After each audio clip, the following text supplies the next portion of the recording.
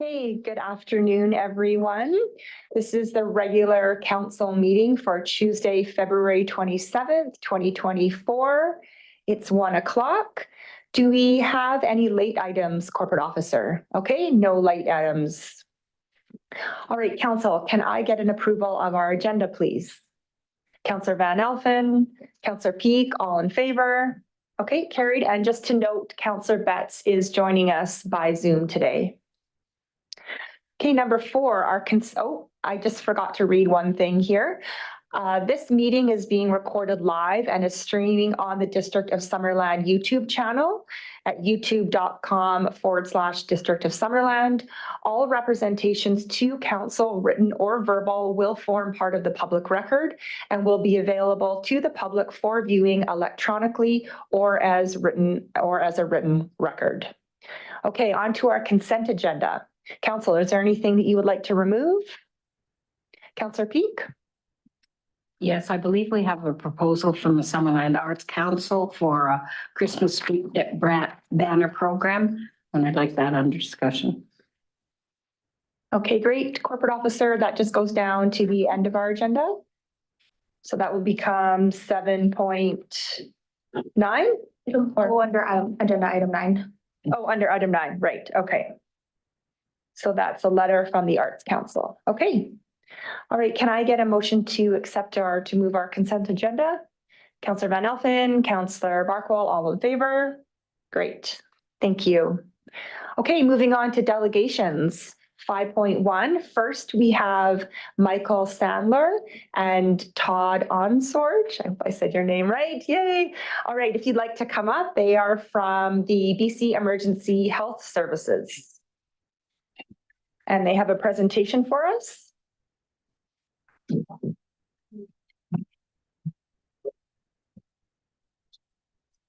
Hi, my name is Michael Sandler. I'm the Clinical Operations Manager for the South Okanagan. I am responsible for patient care delivery from West Kelowna to Penticton. Hi, everyone. My name is Todd Onsorge. I'm the Regional Director of Clinical Operations for BCEHS, responsible for everything from Penticton to the Alberta border.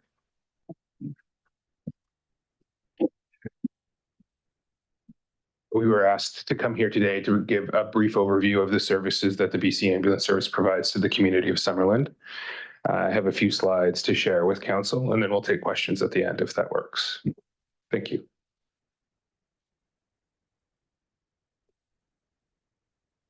Oh, too many. Try that again. There we go.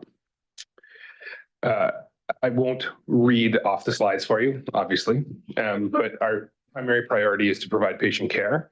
And then our second priority is to be an employer standing for your local community. I think it goes without saying that the ambulance service has undergone a significant amount of change over the last 50 years. And over the last 5 years, there's been a significant influx of provincial funding to support patient care delivery in this community and others specifically. To support that, obviously, we've had to ramp up operations, including expanding the total number of staff and expanding the support services for those staff to deliver the care for the community as your community grows. So I'm not sure what the experience was for the council here in terms of how long you've known about the service, but previously it was a part-time model that has transitioned over to a full-time model. So you now have what we define as an alpha car, which is simply 24/7 staffing, 365 days a year, staffed by 2 full-time paramedics at all times. You still have a part-time car, which is staffed also by 2 paramedics on a call-out model. We can go through that briefly, but the 2 cars are available to the community 24/7, 365 days a year, if we maintain our staffing. So in support of expanding the service delivery within the area, and the reason why we require significant investment in recruitment and retention for health human resources is some of the changes that have been made to the general wages and working conditions for paramedics in the area. That includes a significant general overall wage increase, as well as a significant number of add-ons to the overall salary for paramedics delivering care in your community. And so what we've seen as a result of that is a stabilization of the health human resources workforce moving forward. Again, I won't go over the slide section by section, but I will note start and stop times. Your two cars both start 6 and 6:30 in the morning and end at 6 and 6:30 in the afternoon, and then shift change is done. And that is done. I'll go over the volume of calls and the call distribution, sometimes referred to as a heat map. And we do that quite specifically to ensure that we have fresh paramedics available during your high call volume times.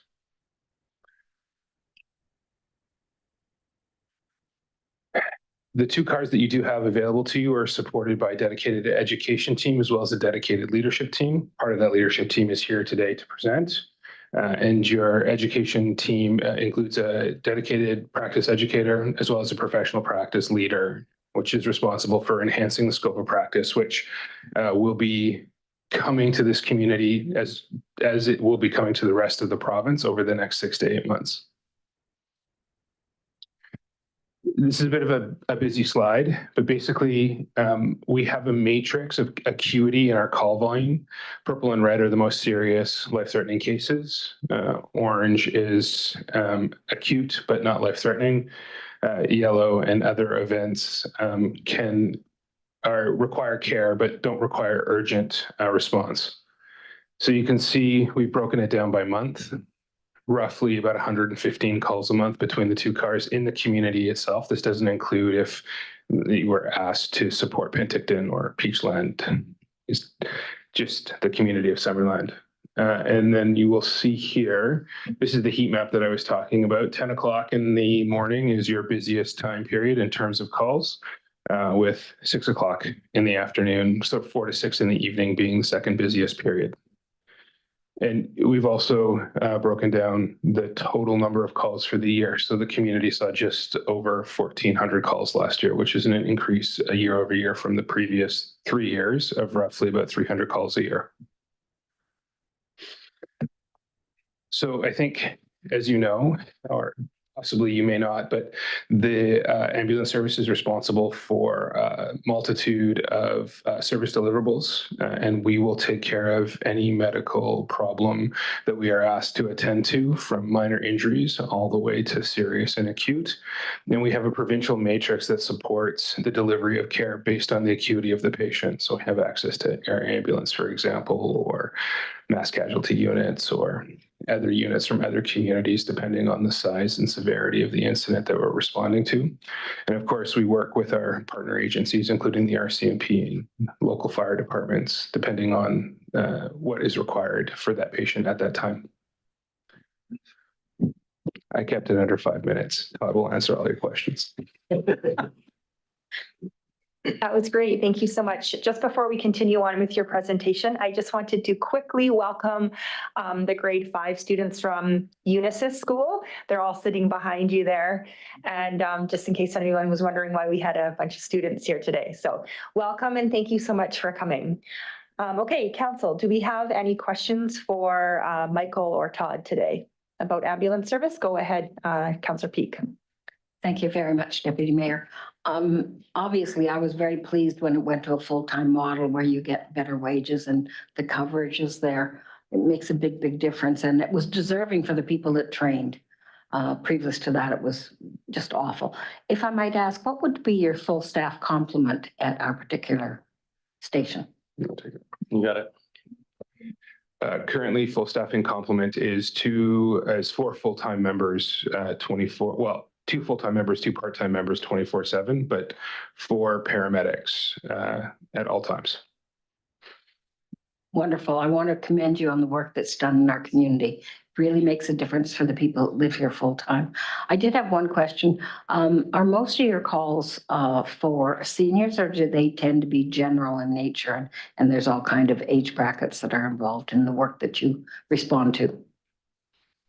I can't speak specifically. We could take a look, we'd dive into the data if the formal request was made around the nature of age brackets, for example. But generally speaking, in my experience, ambulance responds to from babies all the way to frail elderly seniors in almost any imaginable scenario that you could come up with. So we are 911 and we'll come if you call. I can speak a little bit to that. I'm sure you have the demographics for your city. 100% of the time, our call volume follows your demographics. So if you have a large volume of senior citizens, 60% or so, that's going to be the bulk of our call. Thank you both very much. Councillor Barkwell. Two questions, if I could. Do you have any delays at the hospital where you can't unload a patient because of backups in the emergency room? Very few. Kelowna experiences slightly more than Penticton. Penticton is one of the lowest in the province, to be quite honest. And they do, we talk to them about this frequently, they do stress about it. But the work that they do is extremely efficient, and they have some of the lowest delays in the entire province of BC, if not in Canada. They're pretty amazing at it. What we do find is that when we have an area that has very low offload delay in a super efficient hospital, if there's a very small delay, everybody notices it. But when you compare the data across the board, it's minuscule. They do a very good job there. And the other sort of question, not an important one, but I see 10 o'clock is your peak call volume time by considerable amount. Any explanation for that? Sure. Breakfast, right? Post breakfast. No, is the short answer to that question. I think, again, you could do a deep dive into the data to try and figure out what some of the antecedent causes are for spike in call volume at that time. But ultimately, at the end of the day, is knowing the fact that that is going to be your high call volume response requirement and making sure that resources are available to attend to those calls, I think is where we focus our services. But, UBC Okanagan has a great PhD program. I'm sure we could find a data scientist to come down and take a look.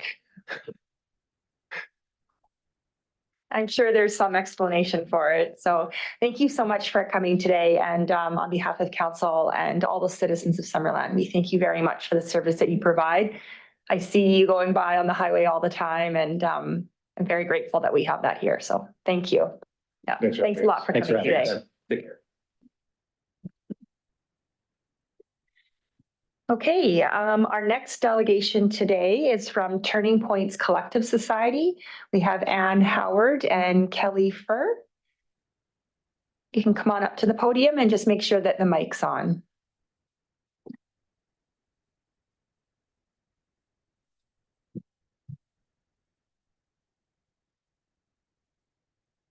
Good afternoon, Mayor, councillors, staff, and the public in the gallery.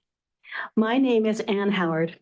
I am a consultant working with the Turning Points Collaborative Society, a society that has earned respect throughout the Okanagan for providing excellent services and participation in their communities. A society that I held in high regard when I was working for BC Housing as the regional director. I am here and pleased to be here today to tell you about an exciting opportunity, an opportunity to support and contribute to an important community project, 60 units of affordable homes. I'm going to ask you to take a moment and to think of at least one person, maybe even several, people that you know, family members, friends, colleagues, employees that you know are struggling with finding a place to call home that is affordable. This housing, this project, may provide that home to them. It is because of this community's need, the United Church and the Food Bank and Resource Center started exploring options to utilize their land in a way to contribute even more to their community and use their land to provide affordable homes. They were on to something. After many years of conversations, work, meetings, studies, starts and stops, we have arrived where they can realize their vision for this community. Because of this project, there will be 60 households that will have an affordable home to live in.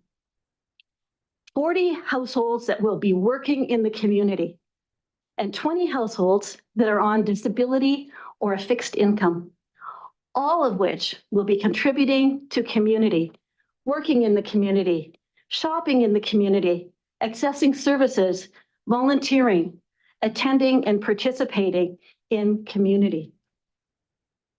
I'd like to introduce you to my long-term colleague, the Executive Director of Operations for Turning Points, Kelly Fair.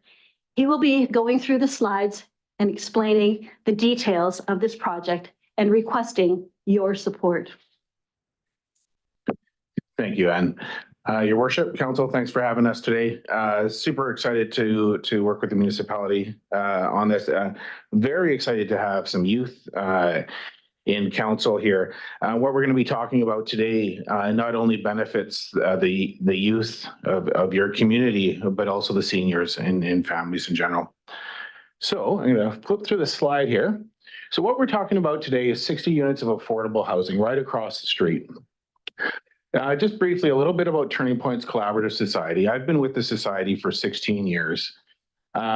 It's been in operation since 1957. We are a trusted not-for-profit society. We provide housing, outreach, addictions recovery services, and employment services.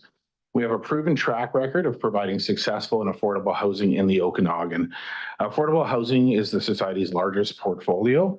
For our affordable housing portfolio, we operate 15 sites of 268 units. Of those, 69 of those units are specifically for families. 54 of them are specifically for seniors, and the rest are for couples or single occupants. Our organization is committed to community collaboration and connection. We work in Enderby, Vernon, Kelowna, West Kelowna, and as I understand, we've been working quite closely with the community of Summerland for a few years. Looking forward to getting this project going. This project involves a strong collaboration with the Summerland Food Bank, who's here today, and Resource Center. So a little bit about the project. It's 60 units of affordable housing, again in collaboration with the Summerland Food Bank and Resource Center. It's a proposed consolidation of the two lots right across the street, 13204 and 13212 Henry Avenue, which is currently owned by the United Church and Summerland Food Bank. The food bank will occupy the space on the ground floor as a strata lot owner. Turning Points Collaborative Society has applied to BC Housing for a subsidy grant and mortgage and expect provisional approval by the end of March. Our goal is to start construction by the fall of this year. The design will be 60 units of affordable housing, 5 stories of mixed use. The food bank will occupy 4,175 square feet on the ground. The ground floor will include a residential lobby, amenity room, operator's office, and storage. There will also be 57 parking stalls and 6 motorcycle stalls. This is a perfect community providing motorcycles. Loading bay will be on the first floor of the food bank, 2 rooftop patios on the second floor. Aesthetic reflects provisions from Schedule O of Summerland's OCP and current energy efficient construction. So participation from the Summerland Food Bank. The food bank has identified this land as a potential housing over 8 years ago and has been seeking this type of housing ever since. The food bank is a financial partner in the building and must contribute its full share of the building cost based on the amount of space that it will occupy. So what is affordable housing? I'm sure I'm not going to be telling you anything that you don't already know here. So it's 30% of or less of a household's gross income towards paying towards paying for your housing costs. Affordable housing is not an emergency shelter, an addictions treatment site, or housing with support services on site. Who will live here? A broad demographic: families, seniors, people with disabilities, and individuals. And note, there is a lack of family housing in Summerland and no housing sites that support this combined demographic. Our selection criteria will be connection to your community, references, need, and income. Everyone will sign a residential tenancy agreement based on the Residential Tenancy Act, as anybody does when they rent an apartment or a home. They'll pay rent based on their income. How we're going to break the units down is 30% will be market rate rentals. That'll consist of 6 1-bedrooms, 8 2-bedrooms, and 4 3-bedrooms. 40% of the units are rent geared to income. That's 10 1-bedroom, 12 2-bedroom, 8 3-bedroom, and 30% will be fixed income. So people on pensions, persons with disability, or perhaps income assistance. And that will consist of 4 1-bedrooms, 5 2-bedrooms, and 3 3-bedrooms. So where are we at today? Funding for design development from BC Housing is secured. Submission for provisional approval and further development from BC Housing is currently in progress. Submission for final approval from BC Housing, we're expecting to come at the end of the summer. A complete purchase of land, early fall. Demolition, early fall, and construction start this fall. So affordable housing and healthy communities. This keeps young families in the community. It provides quality of life. Quality of life is improved when housing is secure. It improves community economic viability and allows families to save for home ownership. Our ask from Summerland is we're seeking support for the project from the District of Summerland by way of grant in lieu of the following costs: all permits and fees, development cost charges, density bonus payment, and 10-year annual property tax exemption. This proposal envisions a building that will enliven the downtown core while bringing a large supply of affordable housing into your community. Thank you, and available for any questions you might have. Hey, thank you very much. Councillor Patton. Thank you so much for the presentation. I do have a question. And so as we've seen lately with the provincial government has imposed a few sanctions on municipalities. I call them sanctions, bills 35 and 44, because they dictate to the municipality how we can zone public hearings, right? So how can assurances be made that since provincial monies are being used for this, that our provincial government doesn't come in, and I realize your breakdown, 30, 40, 30, does not come in and say to the municipality, we want now a percentage of these units used for transitional housing or for perhaps wet facilities. So the reason I ask these questions, we do not have the infrastructure. We do not have a walk-in clinic. We do not have the social means of helping these people. So my question is what assurances, what can be put in place to ensure that what you're telling us in regards to the income-based is actually what is going to happen? Your worship, I can answer that. The society will be entering into a 60-year operating agreement to provide housing as it's laid out here. So for 60 years, that is their agreement with the society. Secondarily, there is the opportunity to put on a covenant on the property that would restrict the use of that property for affordable housing. So those are the two mechanisms, I think, that can be put in place. As we know, higher government levels do what they want, and we can't have any control over that. I think I'll just add to that if I may. I serve on council in Vernon. So I'm going to use Vernon as an example. Canadian Mental Health Association operates the majority of affordable housing units in Vernon. It's been that way since well over 20 years ago when I moved into Vernon.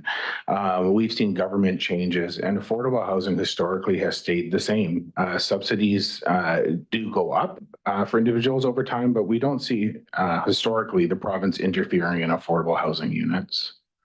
Yeah, I've been involved in housing for over 30 years, won't say how many years over, but I've never seen an operating agreement change in the history of that experience. Councillor Van Elfen. Thank you. Thank you very much, Deputy Mayor, and thank you for your presentation. You have housing projects on the go today in Penticton, correct? No? No, the society doesn't operate in Penticton. No. Okay. Enderby to West Kelowna. Okay, so then I just want to know what guarantees are there at Summerland first? Would it be Summerland residents first? Or, other people from other communities able to apply? It would be Summerland first, absolutely. I'll use Enderby as a great example. When we started services in Enderby, that was a collaboration between the municipality there and understanding that there was a need for affordable housing, and our hats off to Enderby, seeing the need to implement affordable housing strategies before they recognized the need for things like emergency shelters. And so if we can tackle these things first and address local community needs, hopefully we reduce the need for additional services beyond that. Okay, and if I can follow up, okay, and you mentioned the restricted covenant, and I just want to go back to that. We've had a few letters of concern. We've had some concern with the business community in our downtown core about emergency shelter, possible emergency shelters, transitional beds, soup kitchen, what have you. So the section is a section 219 that would put a restricted covenant on the property to ensure the residents of Summerland and future that it would be what it is today and it will not change. So are we able to do that? And I have to go to staff and see what we have to do to ensure that. There is definitely a mechanism, and I know the society would be agreeable to that, as would BC Housing. It's been done in other communities quite often. I think it just is the timing of that. We have to complete the sale, we have to consolidate the lots, we have to stratify the lots. And at that point in time, it would be appropriate to add the restrictive covenant. Okay. We would not want to put it on the whole thing because we do have the partner of the food bank that will be with us as well in this project. So we would need to make that distinction. So then the food bank would have to enter into their own section 219? Usually there is no 219 on a food bank property. It's just for the housing component. So that still doesn't guarantee the citizens of Summerland that there would be emergency shelter beds or transitional beds possibly. The food bank will own and operate their own space. Mhm. If they change their mandate, that would be for them to come forward to in a future date. The design of the building certainly doesn't lend itself to emergency shelters. But that would be the case because the section 219 covenant is only for affordable housing. Okay, thank you so much. I have a couple quick questions for you. Families, would they get a proportion of the units? I'm thinking of single parents with children. How do you accommodate them?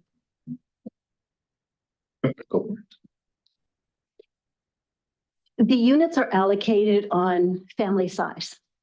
So if you are a single person, you will only get a 1-bedroom. If you have a child, you will get a 2-bedroom. Same thing with if you have more than one child, you graduate up to 3 bedrooms. So it's really based on your family size. So every unit above, well, I won't say that completely because on occasion, If there's a special requirement for a single person to have a 2-bedroom, that is considered. But in most cases, it will be families for all of the 2 and 3 bedrooms. And when a family or a person moves in, is there a time limit on how long they're in your facility, or can they stay as long as they like? They can stay as long as they like, just like in any other kind of rental home. So if they want that to be their permanent home, they can have that. I think it's important for families to have that stability, to know that they're not looking at an end date. Usually when people can't afford to move, they will. Sorry, yeah, I'll just add, I think often there's some confusion around affordable housing and understandings. Affordable housing is simply housing, no different than others, just affordable. It's long-term housing to keep residents of your community in your community, youth as they're growing up and finding challenges in finding market housing, but allowing them to stay here because now they have a place to live that's affordable. Okay, thank you. Council, Councillor Barkle? Thank you, Deputy Mayor. My question is about the residences. It says that 30% would be market rate or whatever. I suppose there's lots of comparables there.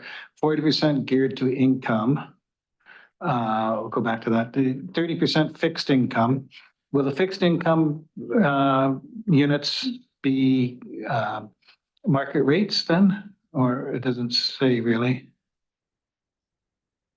I'm not sure I'm understanding your question, but the market rate is intended to be the average market rate in Summerland, and it targets a moderate income level of between $82,000 and $128,000, depending on the bedroom size. Your 50% of rent geared to the income based on your earnings is people that are making between $40,000 and $86,000 a year, depending on family size again and bedroom size. And then your 20% of units that are on fixed income pay a lower rate based on that income. So, okay, so the numbers you said are different. On the presentation, it says 30% fixed income. 30? On the slide. Oh, you know what? The slide is wrong. It's 50. So 50 and then 20. 50% geared on income. Yeah. And then 20% on fixed income. Yeah. But you say the fixed income units will be also dependent on income, really. If your pension is only Yes. X number of dollars. Exactly. So it's. It'll be dependent on income, but it's a lower income rate than 40,000 to 86. So how do you budget to pay your expenses if you don't really know how much you're going to be charging? Because you don't know the income levels of the people that. That's right. So we do a projection, an estimate based on BC Housing data, and that and the way BC Housing supports us is to provide us with a monthly subsidy to make up the difference because of the rent. And so if the rent, we get higher rent coming in, higher income, the subsidy from BC Housing goes down. If we get lower rent, the subsidy goes up to cover those. Okay, thank you for that. I don't think many of us knew that's how it worked. Just online to Councillor Betts. Oh, there we go. Thank you so much. And I'd like to thank you both for your presentation. One of the things I think is unique and special about this opportunity is on Henry Ave is that we're actually directing it towards families, couples, individuals. It's not only for 55 plus, which we often see. And I think that there's a need for all individuals who need accessible and affordable housing in our community. And so my question today actually is about how do you figure out that income? So what, for example, minimum income is there in place for you to accept a resident? Is there a minimum income threshold? Because, for example, if 1 or 2 working people have minimum wage jobs, full-time minimum wage jobs. But then one was to lose their job, would their rent go down if they both lose their work? I know they have leases that are signed, but do they then have to leave the facility? Can you just speak to that a little bit more? That's a wonderful question. We do regular assessments, so we will work. Sorry, I should have the speaker in front of my mouth. So we will work with the families, fully understanding that incomes change. They're not stagnant or don't stay the same for someone's lifetime or even throughout a year sometimes. So we'll continue to work with them, and if their income changes, that may adjust what their rent portion is for that month or for the remainder of until their incomes change. So yes, we do. There's always annual assessments, but if things change in the interim that have a substantial impact, we'll do those assessments as required. And I'll just also add, with your comment to families, having worked in this industry for quite some time, we've seen such a substantial need, which would be no surprise to anyone on council, around the struggles of families. And it's not just single individuals anymore. It's not just couples. So the society's had a specific focus over the last few years on doing whatever we can to support families.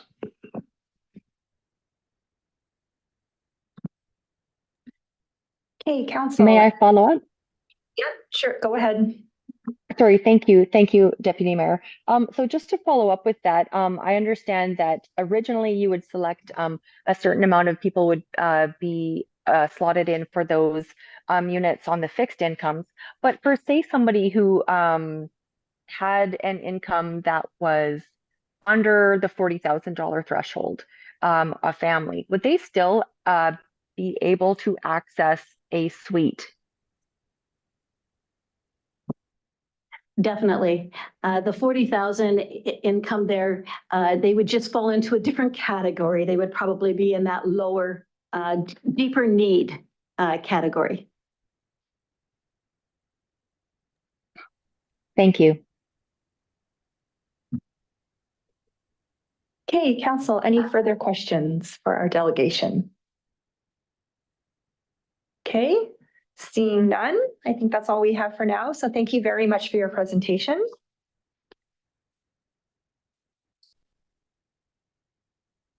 And we will be discussing more just coming up on our meeting to do with this topic. Okay, now we are moving on to our public comment opportunity. We have 15 minutes for this. So if you're a member of the public and you would like to speak to anything on the agenda, you're welcome to come up. Please state your name and your civic address before speaking, and you have 2 minutes.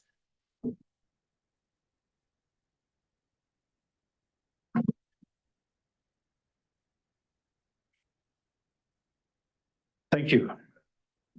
Dear Acting Mayor Trainer, councillors, staff, the previous conversation just reminded me of a quote from about 40 odd years ago by an MLA in British Columbia, Leonard Krogh, who's now the mayor of Nanaimo. And he said, "We are the government and we can do whatever we want." So I just want to remind you of that. So all of the restrictions and covenants are only as good as long as they're going to be honored by government. Anyway, I'm here representing the chamber, and we wish to make a few points regarding this Henry Street application. Firstly, we know this is a controversial subject in the community, but the chamber does not shy away from commenting just because an issue happens to be controversial. Second, we've made it absolutely clear that we support the provision of more affordable housing in Summerland. We stated that twice in our February 22nd letter to council, and nowhere in our letter did we oppose this application. And nowhere in our letter do we oppose the main floor being home for the food bank, despite what others may have thought or implied or inferred. And thirdly, our definition of affordable housing is a home for lower income people who have jobs or pensions and can be relied upon to pay a reasonable monthly rent. But primarily, not to bring the level of dysfunction to our community, such as we see around some of the projects in Penticton and other Okanagan cities. And our soundings of the Summerland business community and of the community at large supports this definition. And fourthly, we think there has been a very low level of publicity around this item on the agenda. None of the Main Street Summerland business owners we spoke to really had any idea of what was being proposed. Only by going to the Turning Point's website, and anybody can click on that and see, we don't see that their focus is primarily, or we see that their focus is primarily on addiction recovery services. Very commendable, much appreciated, but it does raise the issue of who will be living in this facility and how it'll be run. And lastly, I will close by saying that our ask of council, and it came up from a couple of councillors here today, that the approval of this project come with enforceable contractual language that ensures this project will be operated in a manner that does not bring to our community the level of crime, drug use, general social dysfunction that is creating such chaos in other Okanagan communities, whether by zoning, land use contract, 219 covenant. There's surely some mechanism that we can have that will ensure that the community is proud of this particular project. You did it with a short-term rental bylaw. You put a fence around what owners are allowed to do and how they can operate their short-term rental homes and suites. We're just asking for the same. And thank you for this opportunity to speak. Thank you very much, Steve. Would you just be able to say your full name for us and your civic address just for the record? Oh, sorry, it's Steve Lorney, 4809 Monroe Avenue, Monro. Okay, thank you very much. Take care. Okay, would anybody else from the public like to speak?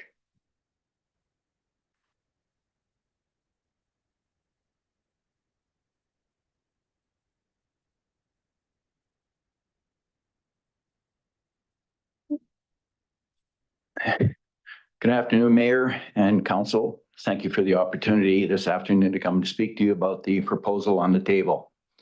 My name is Gary Logan. I'm a soft fruit farmer.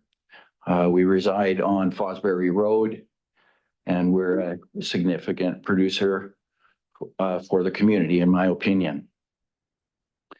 We would, again, like to thank, my wife and I would like to thank you for this opportunity to speak today. Upon reviewing the proposal, we are very supportive of the broad objectives of Turning Point. We are certainly supportive of the housing initiative that they propose. Summerland is a vibrant, safe community.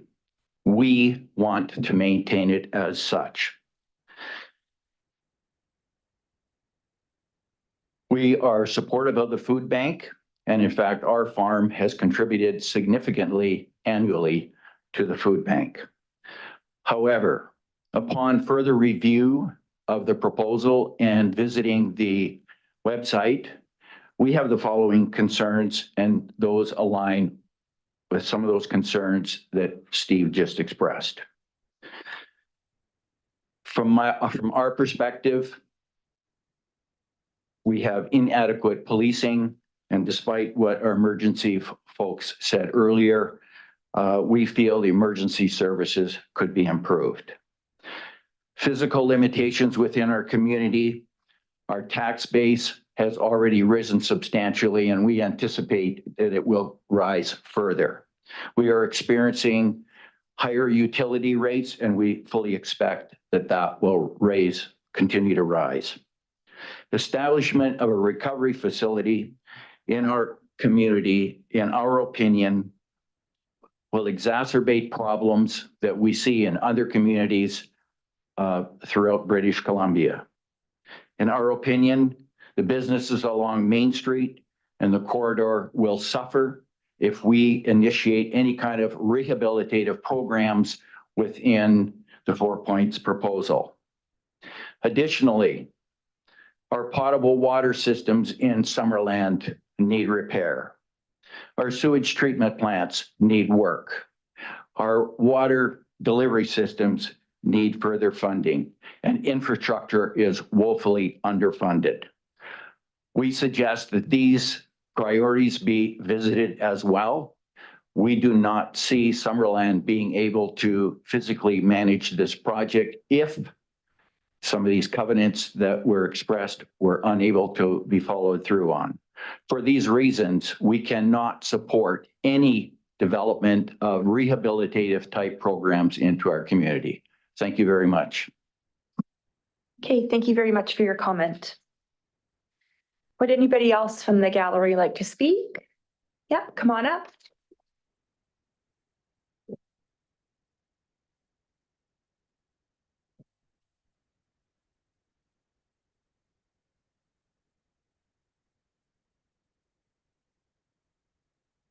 I should turn mine on. Thank And you. just remember to state your name and address, please. Okay, good afternoon. My name is Denise Goetze. I reside at 13219 Booth Crescent here in Summerland. I wasn't intending to speak this afternoon. I just came to listen. But I just wanted to speak about the need for affordable housing in our community and how grateful I am that the Summerland Food Bank and the United Church have come together with collaborative housing to try to put this project together. And I think that one thing we need to realize is that affordable housing is incredibly necessary, even for the members of our business community, because who is going to be here to serve those burgers at A&W and to be those clerks in your store if no one is there? So it appears that the chamber is not opposed to this idea, but they've also introduced the other subject that they're concerned about perhaps addiction services, and the other gentleman spoke of that as well.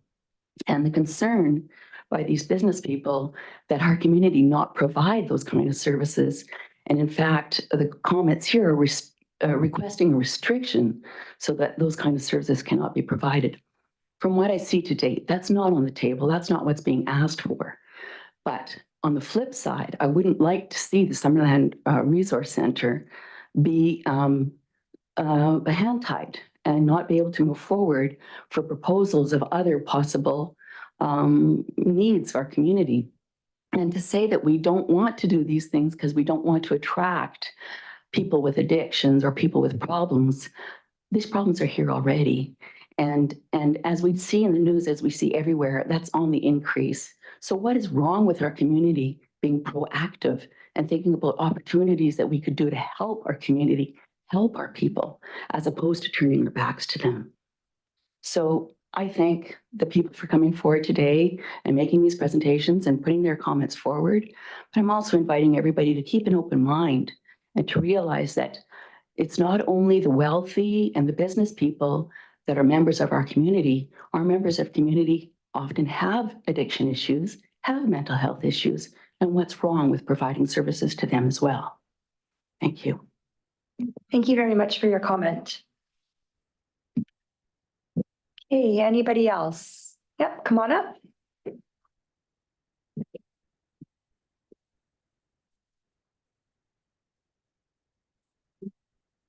I'm Neil Andrews. I live at 10920 Ward Street. I'm in favor of the proposal for the United Church property. I feel a densification in the downtown core is important to establish more affordable housing in Summerland.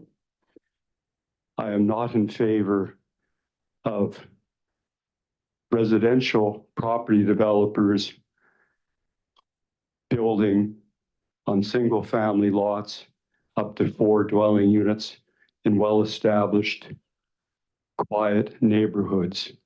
Please go ahead with the development for the United Church and take into consideration that the many densification, large developments that are proposed in the District of Summerland should go ahead and not carve up our quiet residential, single-family detached neighborhoods. Thank you. Thank you very much. Hey, anyone else? Yep, come on up.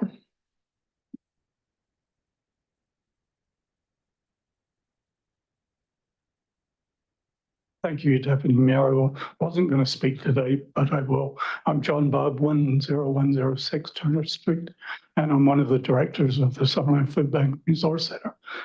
Excuse me. I just want to echo the sentiments of the last speaker, but one, we are not exempt in Summerland from homeless people and people with challenges in their lives. We can deal with that in two ways. We can vilify them and drive them away, or we can deal with them with compassion as best we can. I don't share the fear that Summerland will turn into a problem community because we're caring for people that are at the lower end of the income scale. I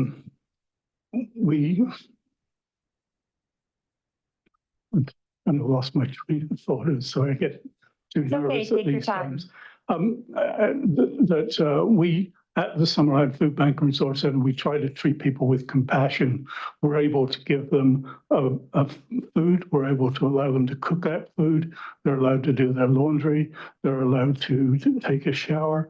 We have counselors coming in from Penticton twice a week at least that will guide them towards the services they need at that upper level, where we obviously don't have facilities here to deal with them, but we do have the ability to refer them to those services in Penticton and in Kelowna. So I want to sort of dispel some of the fear. The Summerland Food Bank will be expanding its services as part of this, but we don't intend to get into medical areas and areas where we don't have that expertise. I think I'll leave it at that, but thank you.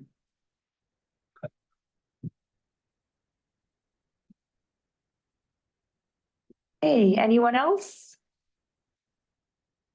Going once?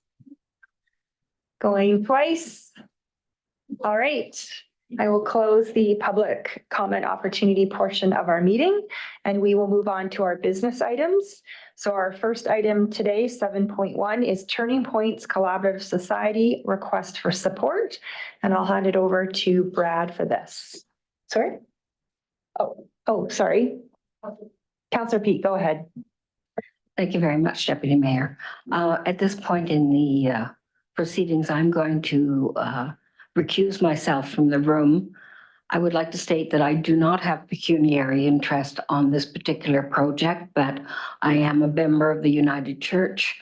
I sit on the food bank. I'm not paid in any way. I happen to be the president at the moment, and I don't want to, for any perception from the public that I am persuasive in nature by sitting in the room. So I will recuse myself from the room for the duration of this discussion. Thank you. Thank you, Councillor Pete, and thank you for explaining your reason. We'll call you back in after. Thank you. Okay. All right, Brad, go ahead. Thank you. Thanks, Your Worship. Related to the previous presentation, we've also prepared a staff report. It's in the council package, which is similar to the process we followed with another request for affordable housing support to District Council in December of 2022. That was for on Dixon Avenue, Parkdale Place Housing Society. To just quantify for council's benefit the approximate costs of the requests that are being requested of District Council for supporting the Turning Points collaborative project. So as mentioned in their presentation, they are seeking from the District of Summerland a grant and aid for the costs of all associated development permits and fees. And the cost of which is approximated at $245,500. And then secondly, a grant aid for the waiver of development cost charges, which is approximated at for 60 units of multifamily dwellings of $365,280. Number three, for the charges that were related to their development permit, specifically a density bonus payment, which will be discussed further tonight as part of their development permit application in the evening meeting. There is a requirement for a density bonus payment of $47,000. They are also seeking that as a grant aid in return for that payment. And then finally, they're also asking for a 10-year property tax exemption, which we have not quantified for council's benefit. And our director of finance has provided a pretty well thought out explanation from his perspective in the financial implications section for council's benefit as to why we didn't do that. But happy to take any questions on that. And I'm also available for any questions. Thank you. Okay, thank you. Council, questions? Councillor Van Elfen. Thank you. Going back to the section 219, when would you be approaching that? And how do we make other decisions until we know that's in place? Through Deputy Mayor to Councillor Van Elfen, I think we could consider it as a condition of the funding. It's on the floor as of right now, as one option to council. So kind of using that financial incentive for them to establish the section 219 covenant on title. I think normally in terms of process, if it was part of a condition of a development permit approval, then we would require that condition to be satisfied with it being actually registered on title before we would issue a building permit. That's usually how our process works.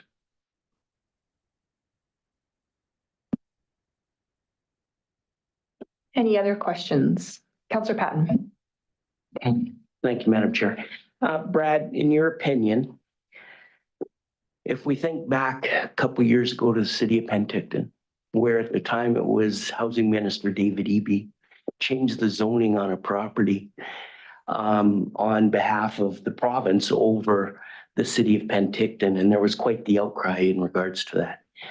My question being is with these covenants that we put on, no matter what covenant we put on, is there that chance or that opportunity of the province to override it and nullify it for, in their eyes, the greater good?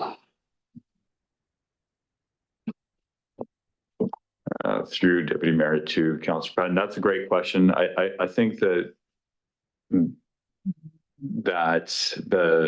this is a little bit different type of project than that scenario in Penticton. I think that was a BC Housing managed project versus it being managed through a third party like Turning Points Collaborative. They are proposing a 60-year lease. It's a little bit different, I think, than that proposed project. But honestly, there would be limited amount of control we would have, if the province was to override us. I do want to mention too that another protection that council has is the zoning bylaw as well. In addition to the section 219 covenant idea, is from our perspective, if the use was to change on the property from what's currently proposed today, it would most likely trigger a rezoning application.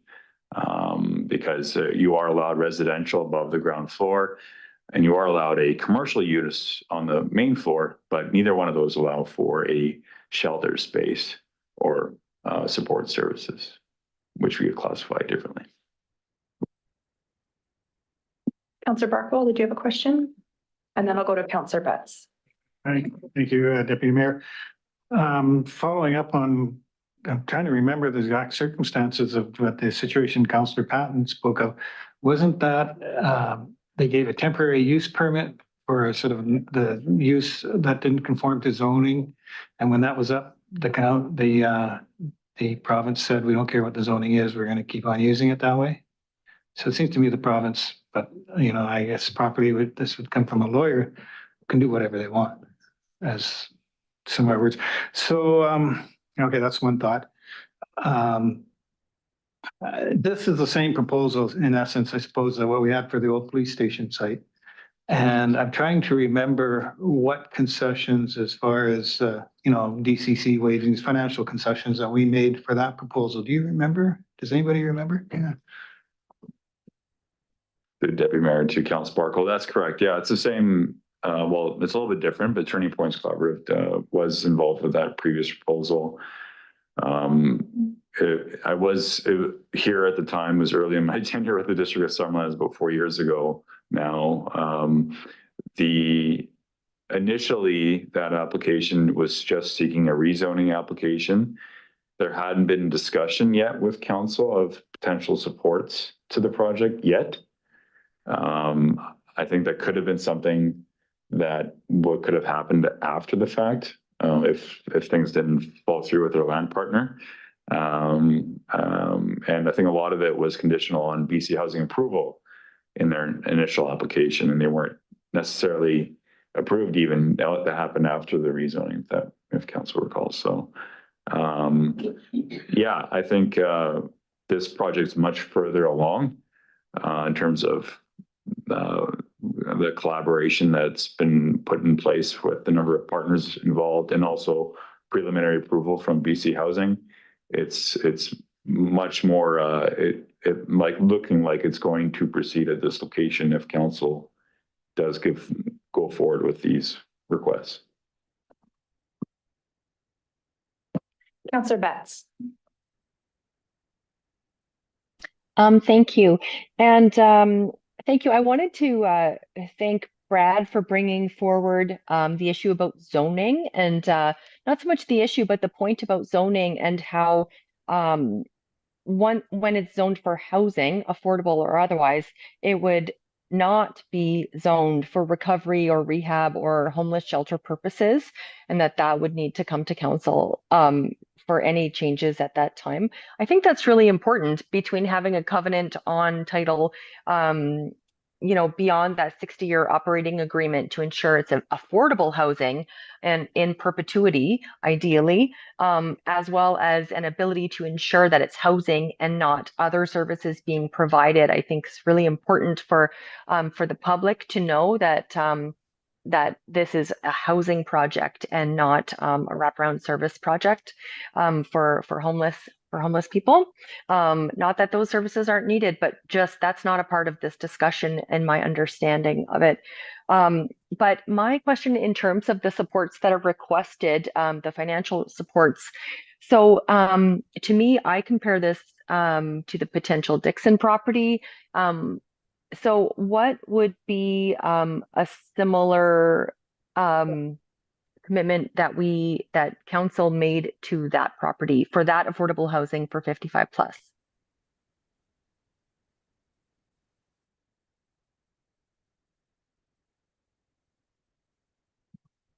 Yeah, I'm just looking around the room to the other staff. We believe it's around $1.5 million. There, see nodding heads. That it was a total contribution that council provided, and that was in the form of off-site improvements, which are different than this request in terms of infrastructure off-site improvements, and then also tipping fee waiver, permit fees, and then also development cost charges as part of that project. Just to follow up. So in that circumstance, this tax relief for 10 years request, is that something that would be paid to the Director of Development Services? Would that be paid by the building or by the residents on an annual basis? Could you expand on that for me, please?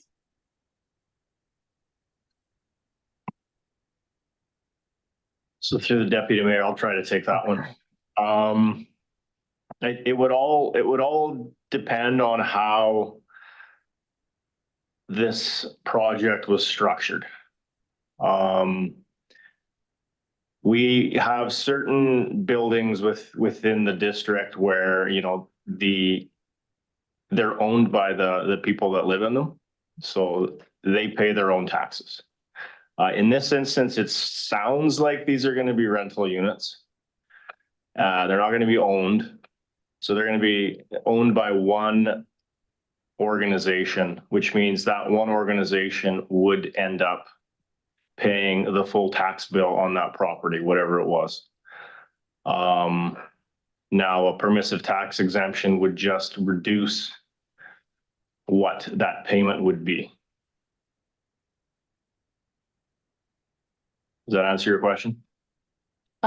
Yes, it does. And I'm just pondering how to apply that, or whether the kind of the value of that request compared to the other ones. I'm curious to hear what else council thinks about these different requests. I have a quick question just about the section 119, or sorry, 219. Why would we or why can we put one on this building, but we didn't put one on Parkdale? Like, is there anything in place to ensure that Parkdale, which is a proposed seniors complex, couldn't at some point be changed too? Because we didn't put one there. I'm just curious on the difference. Brad, do you know? To answer the question, that nothing really different in terms of the projects. If I remember that presentation with Parkdale Place Housing, there was specific questions asked to Parkdale Place that whether it was age restricted and what the age was. It was geared to seniors, I think 50 plus, I believe, was considered senior.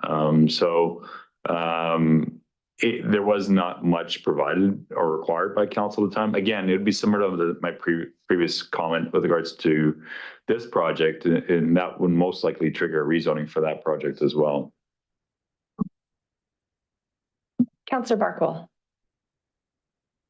So to follow up on your question, Deputy Mayor, I think the only reason this has brought up as a concern, because I don't know, needle exchange program or things like that could go anywhere, is because this Turning Points is involved in that type of work for the less capable people or less fortunate in our society. I don't believe Councillor Betts was on council when we dealt with the Parkdale Place application. We still don't know if that one's a go, but council was very generous.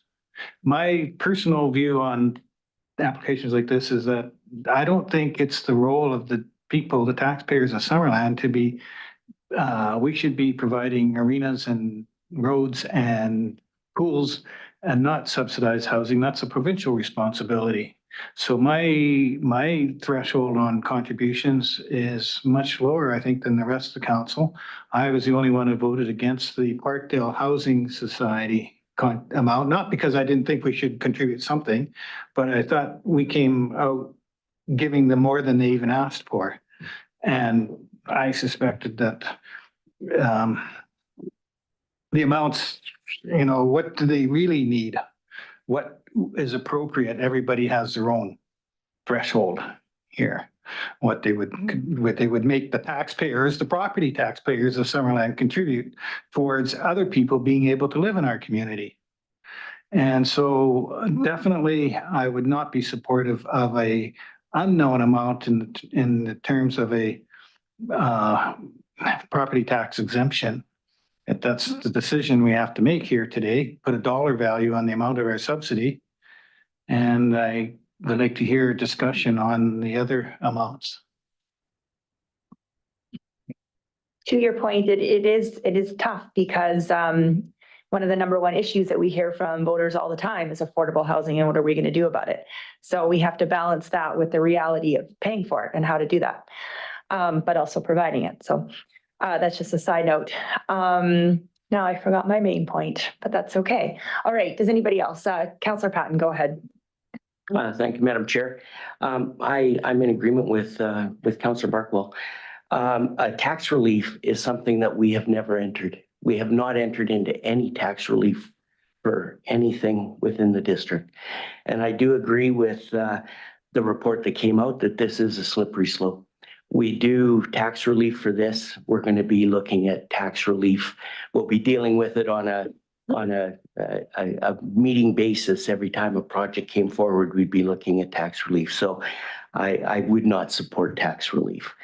I do feel as you do that we do need affordable housing, and the municipality, I think we have to contribute to that affordable housing initiative. And it will be up to, in the next little bit, on what we feel the dollar value for that initiative is going to be worth. So I'm actually quite eager to hear what Councillor Betts and Van Elfen have to say. Councillor Van Elfen, go ahead. Thank you. Yeah, I agree with the tax relief part. I don't agree with that. Back to what Councillor Betts said earlier, I did support the $1.5 million offsite upgrades for the Parkdale Place. And I know we're supposed to be voting on the affordable component, which I did. But the bottom line is what I was hoping for and still hoping for is that bottom floor will be a primary care facility. That was my motive, behind that, for that vote, because we desperately need a primary care facility in Summerland. So that's where my mind was going when I voted that way. But this one here on a 10-year tax relief, I don't even know what that number is going to be. So I can't support that. I'm looking for further comments, Councillor Patton.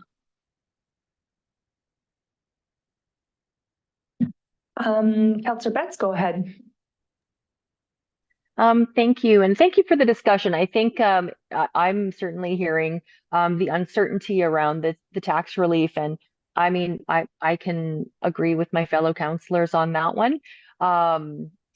Looking at these other ones, the requests for waiving of all permits and fees, DCCs and variance charges.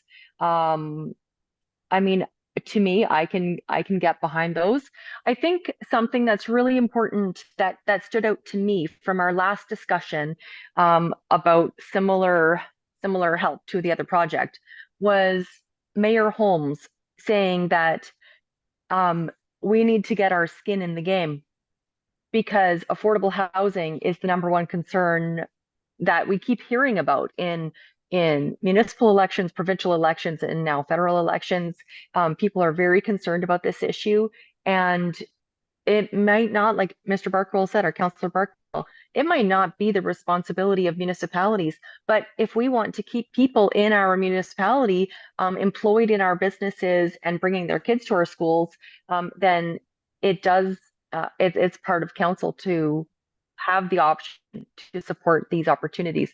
And I think that this building is that. And so for me, I'm willing to discuss the top 3 items on the financial support list.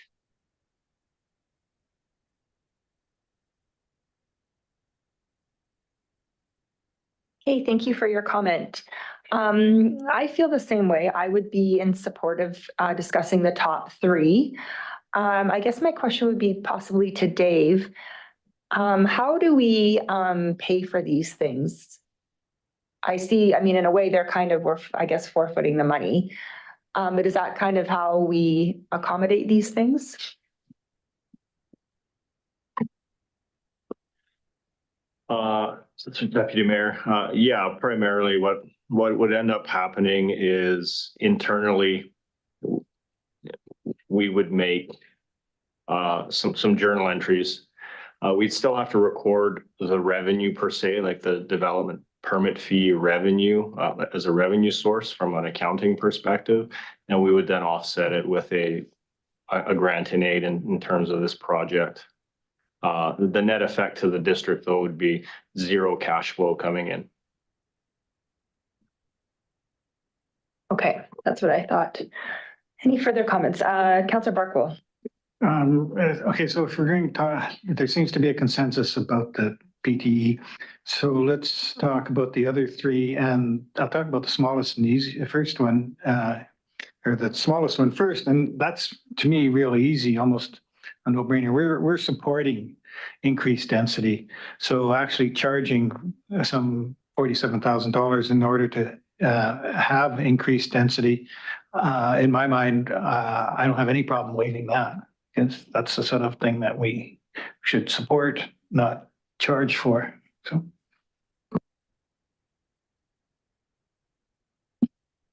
Any other comments?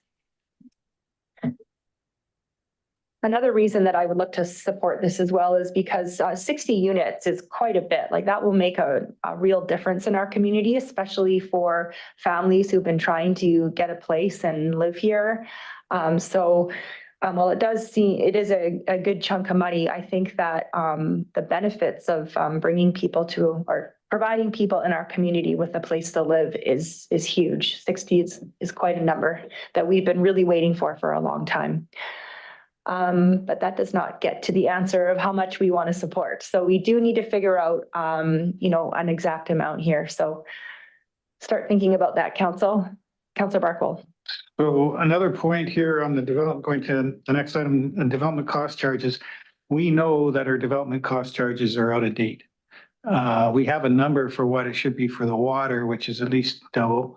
We haven't got numbers for the other items, like various roads, and that's all going to be changed with the, we have a review plan for the future, and the province now allows us to charge for additional service things. I don't know what it's AES or something, or anyway, the other things that we can charge for.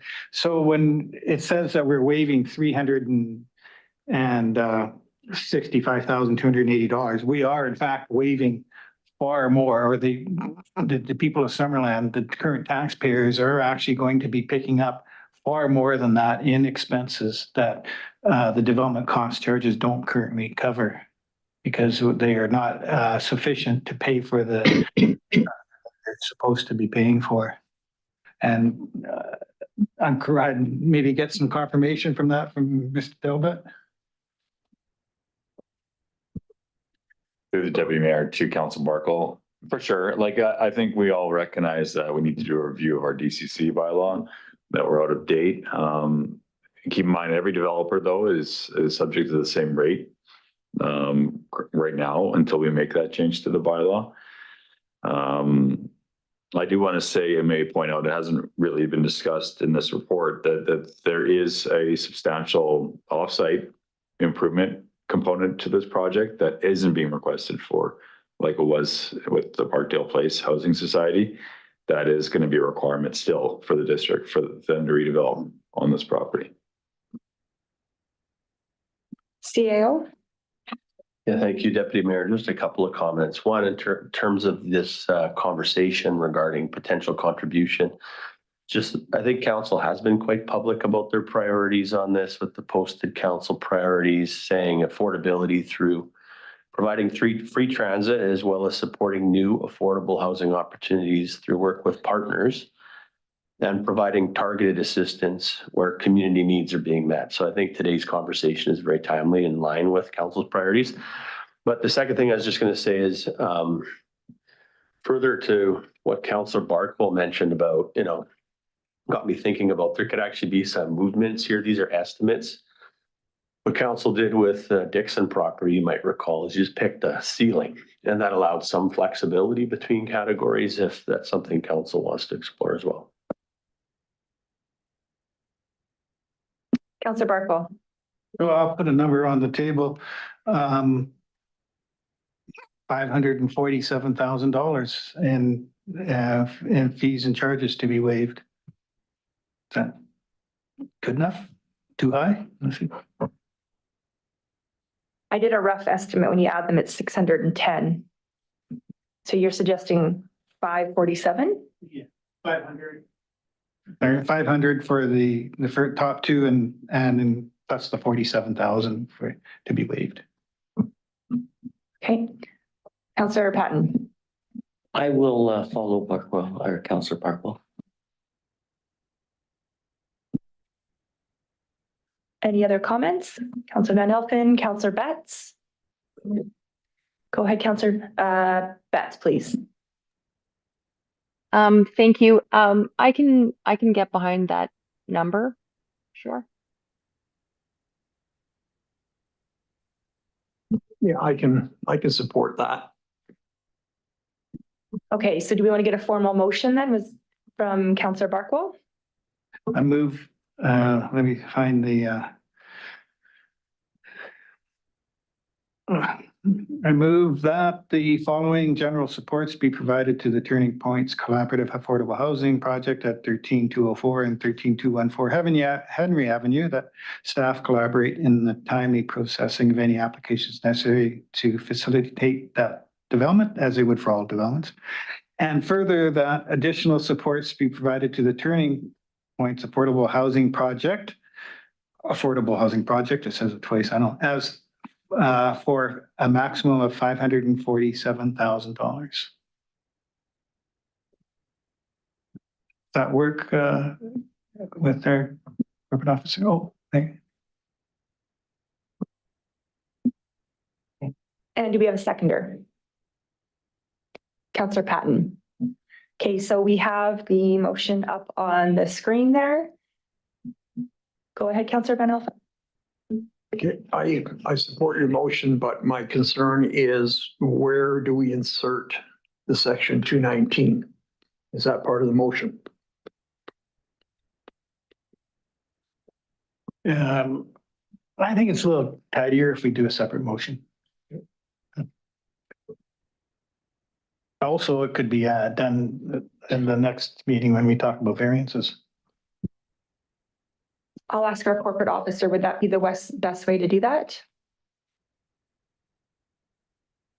I guess normally sections are attached to zoning or to a developments permit, right, as opposed to a financial contribution?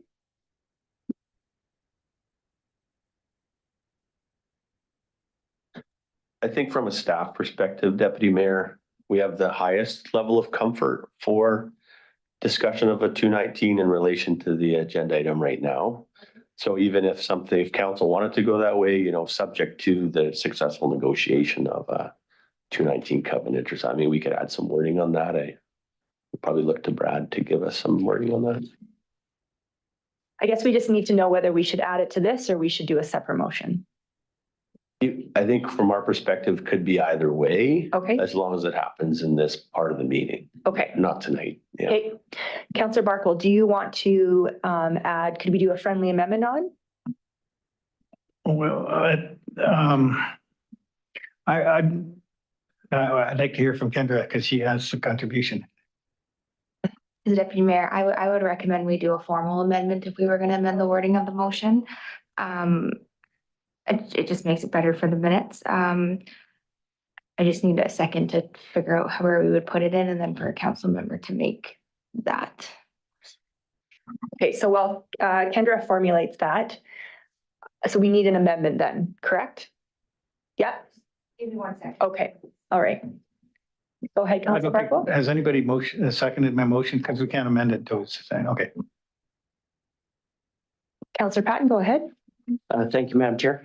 In regards to this updated motion, I know Brad was talking about the additions to funding based on zoning. Is this something at this time that we would look at also, as well as the covenant? You were saying that through the zoning process, if they went outside the guideline of the zone, that the funding would be attached to that zone. Now, is that you know what? Perhaps I misunderstood. So I could be somewhere else. Yeah, I can clarify that through the Deputy Mayor. So the current zoning in place, our essential business one zone, allows for a residential use above the second floor or second floor and above, and then a ground floor commercial component. So that's existing in place. So right now, another type of use wouldn't be allowed without a rezoning. So really, there doesn't need to be any protection in place from what our current zoning is, other than unless council wants to put a covenant on title.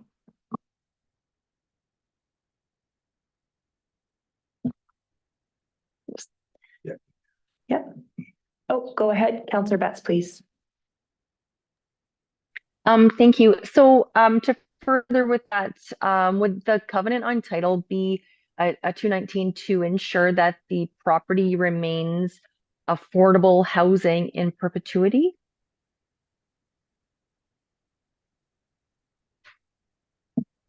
Brad, can you take that? I think that's good guidance for us at the staff level. Like that's very clear. I think that's good wording. We can probably work with Turning Points, our lawyer as well, to clarify what exactly does that mean through the actual wording of the covenant, but it's definitely good enough in terms of direction to staff. Counselor Van Elfen? Thanks. And maybe Brad can correct me if I'm totally wrong, but it guarantees the public and future councils that it can't be changed. So, I mean, we could have a whole new council in a couple of years and somebody comes forward and says, oh, we want to amend this. It can't be done. So it's just assurances to the public that this is what we're dealing with and it's an affordable housing model, which I'm excited about. Okay, CAO. Yeah, thank you, Deputy Mayor. Further through to Councillor Van Elfen. Yes, so with that covenant being on title, the other thing it does is if one party sells to another party at some point, that it transfers with the title the obligation, which is important as well. So really, I think from today's discussion, we heard sort of three levels of protection. One is the 60-year agreement that was mentioned by the supporting party. The second is the zoning provision that would have to come back if there's any uses that were in conflict with the existing approval. And then the third would be the Section 219 covenant. So sort of three layers of consideration there.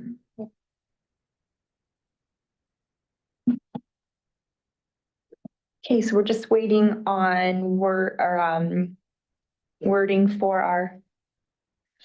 Oh, sorry. Okay, I'll go to Counselor Betts and then we'll hopefully hear from Kendra, our covenant. Thank you. I just wanted to take the opportunity to make note of how the United Church here in Summerland and the food bank have stepped up to provide this space to support affordable housing in Summerland. It's really because of their leadership on this issue that we're at this point right now. And I just want to take the opportunity to acknowledge their commitment to our community. Thank you. Thank you for that comment, Counselor Betts. That's very true. We have, like we've already talked about today, we've heard over and over again about the need for affordable housing. So should this project as presented go through, I think it will be really helpful for the people in our community who have been waiting for a long time to get a place to call home. So hopefully we can make it happen. Kendra, how's it going? Okay, she needs one more minute. All right, Counselor Barkwell. And I guess you have to commend the United Church and the Food Bank for their persistence, because, when you think you have a project like at the old police station site, and then it all falls apart on you after all that work, it's not so easy to pick up your bags and keep trucking. So that's good.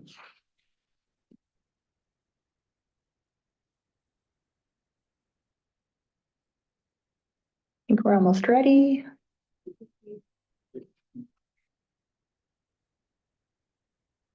We're just bringing it up on screen here. And through the deputy mayor, it would just be adding the bottom part to the motion. And further that the financial support be subject to the successful negotiation of a Section 219 restrictive covenant to ensure that the project remains as affordable housing. Okay. So do we vote on that amendment? We need someone, a council member to bring it forward. Okay, can I get someone to bring that portion forward? Counselor Van Elfen, Counselor Patton. Okay, again, we are voting on that amendment. All in favor? Counselor Betts is good. All right, that's carried. And now we're going to come back to the first motion, correct? To the motion in total now. The motion in total. Okay, does anybody have any final comments on this? We do have a mover and a seconder. No? Okay, I will call the question then. All in favor? All right, that's carried unanimously. Thank you very much. And we will be discussing this again tonight, some variances for the project. All right, moving on. We're going on to 7.2 now, Conkle Mountain and Cartwright Mountain Trails Plan, the scope of work. And I will turn this over to Lori Mullen.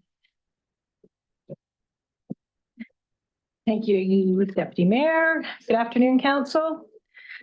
This is a quick report to review the proposed scope of work for the trails plans for Conkle Mountain and Cartwright Mountain with Council prior to initiating the request for proposals procurement process. The Cartwright Mountain Trails Plan was identified in the 5-year capital plan to be initiated in 2024 to coincide with the Eco Village project. The Conkle Mountain Trails Plan was slated for 2026. However, during the 2023 council budget deliberations, council requested that the Conkle Mountain Trails Plan be brought forward to be conducted at the same time as the Cartwright Mountain Master Plan. This resulted in exchanging the Peach Orchard Beach Playground project to 2026. The draft scope of work proposes to engage project partners to collaborate on the creation of the trails plans and to gain input on current recreation uses and activities on the mountains, the challenges and the opportunities. This includes the province of BC, Penticton Indian Band, neighboring landowners, local trail users, Visit Summerland, local businesses, and others that are identified through the project.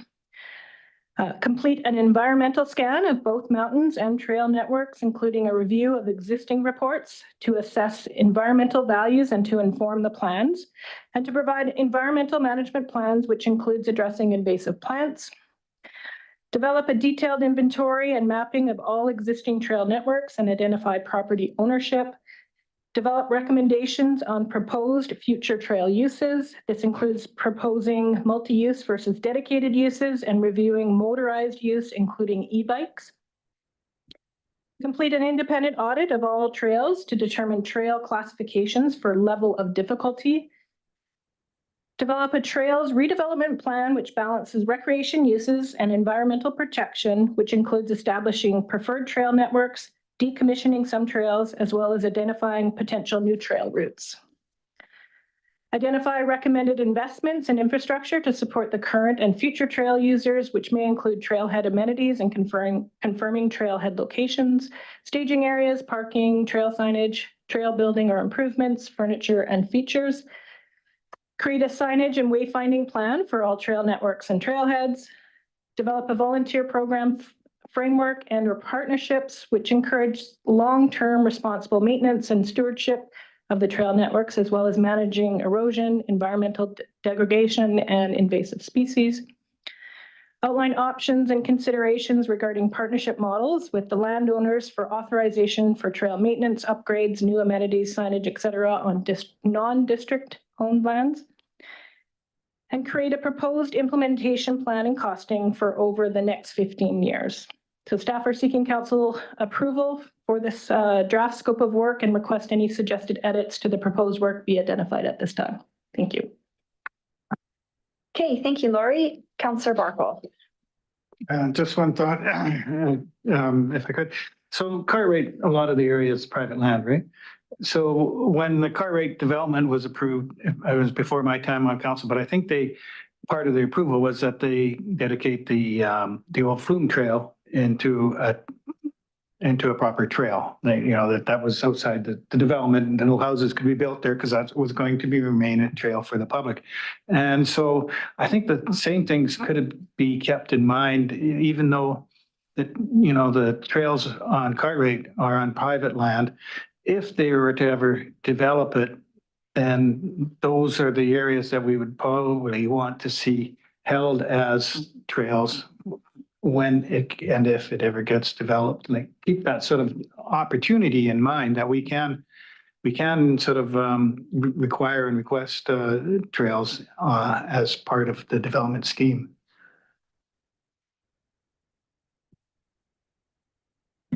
Councillor Peak. Thank you very kindly. Horseback riding takes place at this time on the mountains, so that will be part of the discussion. I see you nodding your head yes.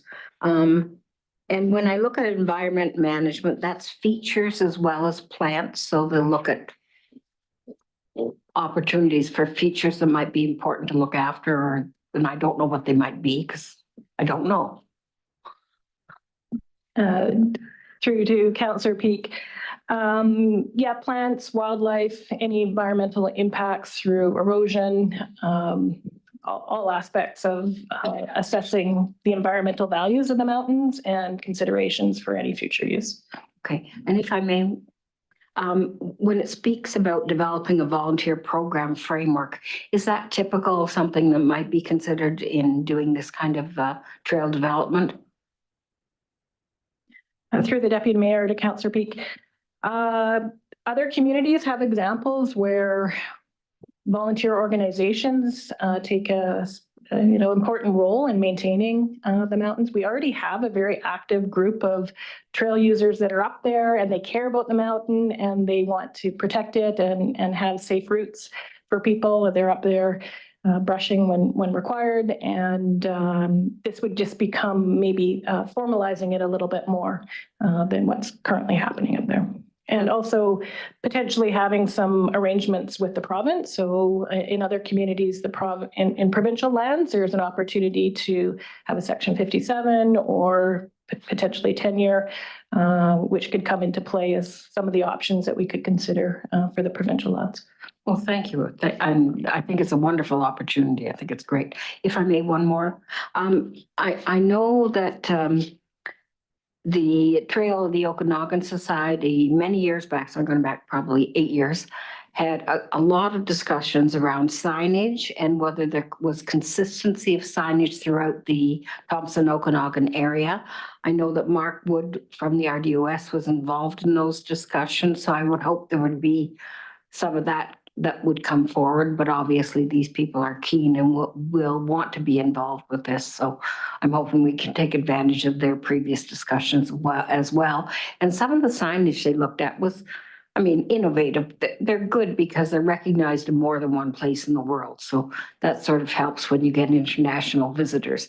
We certainly depend on tourism a lot here, and trail development is a great opportunity for us to continue to make that possible. Thank you very much. Lori, I have a quick question about property lines on Conkle. So how would this study kind of address that? Because right now, as you know, like the trails go all over the place. They go into, into Crown and back into private and stuff. So I guess this analysis would look at that and how we could continue to possibly have those trails and looking after them and stuff like that. Okay. Yeah, we would definitely be engaging all landowners and coming together and hopefully collaborating on a network of trails that makes sense and follows the guidelines and regulations of all organizations. Okay, perfect. Councillor Betts. Thank you. So one question I'm seeing here is that the create a proposed implementation plan and costing for over the next 15 years. And so I guess the only thing I'm trying to bring forward is could we actually lengthen that out and make it between 15 and 20 years? Just knowing that the Eco Village is going to take a few years to put together, and that way we could just kind of slow down the budgetary expenditures on these projects. What are your thoughts? Through the Deputy Mayor, if that's council wishes, absolutely we can make that amendment. I think that's reasonable. By the time we would get to a lot of this stuff, it would probably be 20 years out anyway. So, I mean, we could probably do some of it now, but not all of it. So, Councillor Van Alphen. Thank you. Through to Lori. So you said e-bikes would be permitted? We would be discussing e-bikes and usage and having those discussions through the process. Okay, because the way things are changing, there's e-motorbikes, there's e-ATVs also now. And so I just thought we'd want to include that in the conversation too. Yeah, through Deputy Mayor, all motorized uses would be assessed, dirt bikes. There are motorized uses on Cartwright Mountain right now, and so we would be discussing all of that. Yeah, thank you. Okay, any other comments? If not, would someone like to bring forward the motion? It's up on the screen there. Counselor Peak? Seconder? I will bring that motion forward. Okay, thank you. Counselor Betts, are you seconding? Or do you have a Well, I comment? didn't know, I had a comment, and then I can probably second. But so if we were to extend the time period from 15 to 20 years, would that require just an amendment to this motion? Not necessarily. I think that would just be included in our feedback, because that's what you're basically asking, right?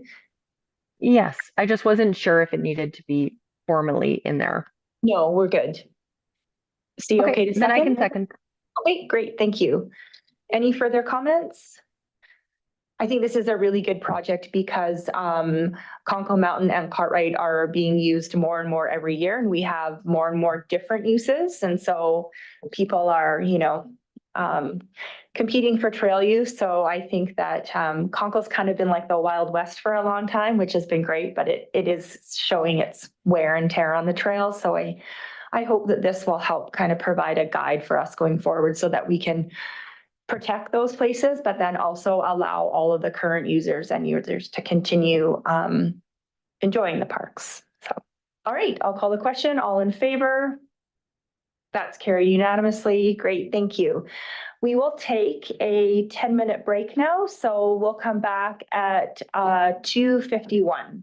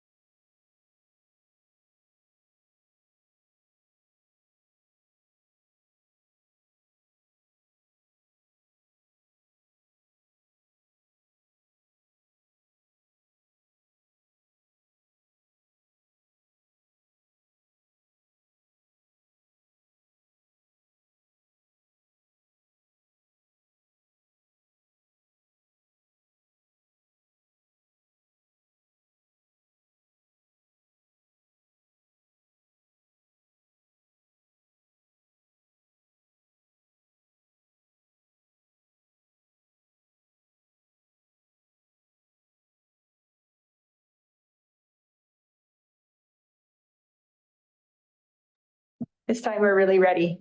All right, 7.4, UBCM Disaster Risk Reduction Grant. Over to Odessa. Okay, good afternoon, council and staff. So this afternoon, I'm going to be talking about the development of a climate action strategy with a focus on adaptation implementation, which was identified in council's strategic priorities for 2022 to 2026. The project is intended to start in Q4 of 2024 and finish at the end of 2025. In order to meet these timeframes, staff must begin preparations for the project now. My presentation will go over some high-level best practice approaches for climate adaptation plans, which are intended to support the plan development. And then at the end, staff will also be requesting council support to pursue a grant opportunity with the Union for BC Municipalities, which will provide financial support for the project. So before getting into the best practices, I would like to provide a quick overview of adaptation, what the province and district has been doing in the adaptation realm of climate work, which will provide context for why an adaptation plan is important for the district to complete. Pursuing adaptation is an important part of climate action alongside emissions reduction work. Adaptation can support increased resilience and preparedness of a community, its people, natural environment, and buildings and infrastructure from the impacts of climate change. So the province released the Climate Preparedness and Adaptation Strategy in 2022, which contains objectives to support provincial climate resilience and adaptation in the face of climate impacts. This document will be important to reference in the development of the district's own adaptation plan to align with the province's response to climate adaptation.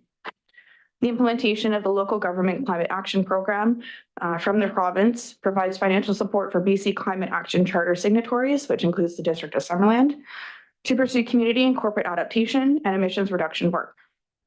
While emissions are part of this, still part of the program's mandate, adaptation was included in the relaunch of the program, which reinforces the province's own objectives to address adaptation.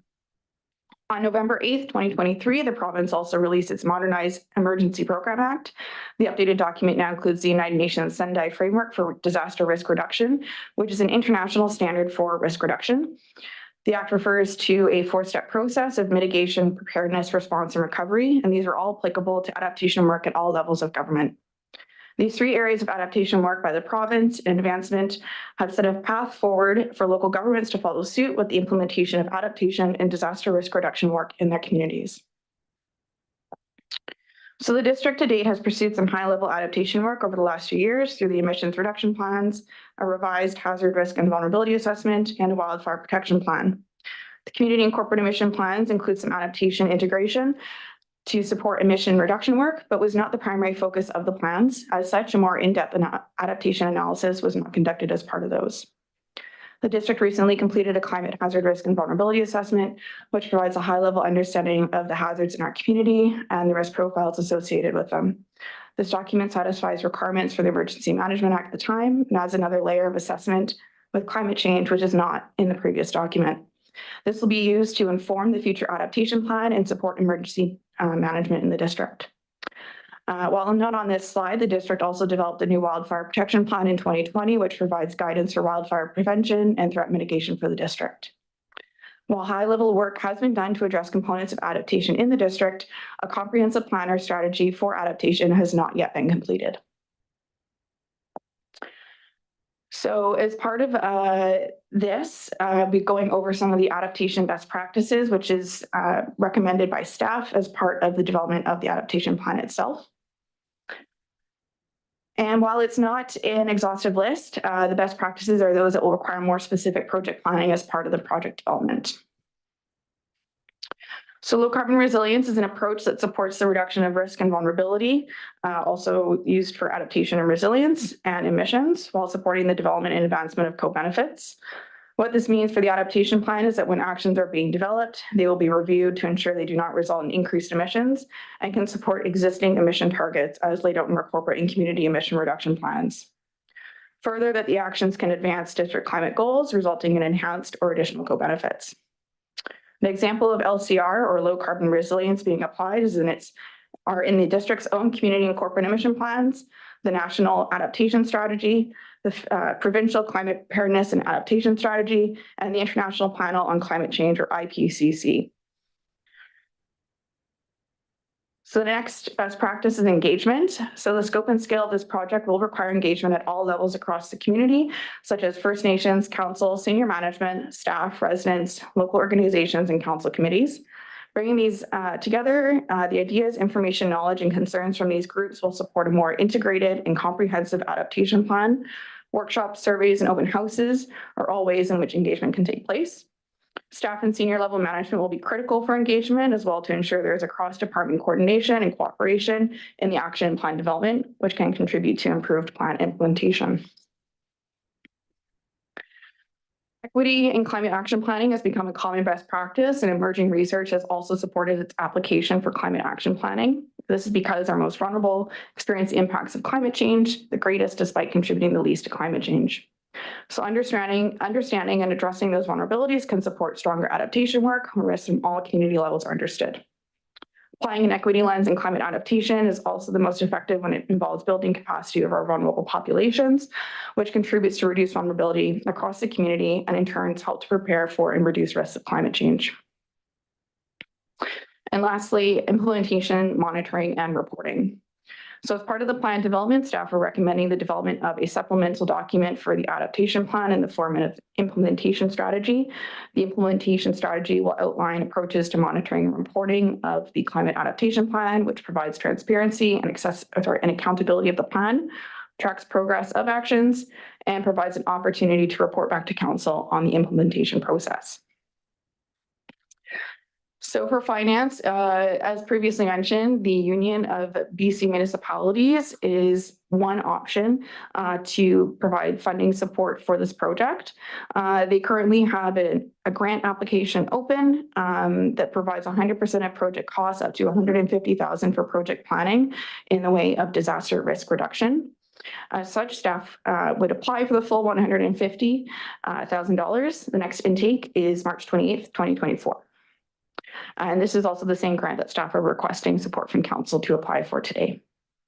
Second, if this grant is not successful, the other alternative is the Federation of Canadian Municipalities, or FCM's Adaptation Leadership Fund, which also supports adaptation-based projects and plans, and this is anticipated to open this spring. Lastly, if we're not successful with either of these grants, the alternative is that we use the Climate Action Reserve Fund to fully fund and support the project for $150,000. So overall, to summarize, the climate adaptation plan will fill a climate action gap in the district, as we do not currently have a comprehensive plan to address adaptation at the community or corporate level. It would supplement the existing mitigation work, aligns with provincial adaptation strategies and initiatives to date. Lastly, it would prepare the district for future climate events and support improved risk management of our natural and built assets. So next steps following, if council supports the grant request to apply, we would apply for that in March of 2024. Then once we receive confirmation of whether we've been approved for the grant, we would begin the RFP process, so the request for proposal, which would also reference these best practices as part of the plan development in Q2 and Q3 of this year. And then we would move forward with award of the RFP in Q3 and Q4. Then we would begin plan development at the end of this year with an approximate 1 year project timeframe. So for the end of 2025 in Q4. And then this is the recommendation from staff for support of the UBCM grant request. Thank you. Okay, thank you for your presentation. Council, do you have any questions? Councillor Peak. More statement than a question. I'm pleased with the report, and I think the timing is ideal for us to be able to look for this funding. So I think this is an opportunity, and if we don't get this one, the FCM will be another opportunity.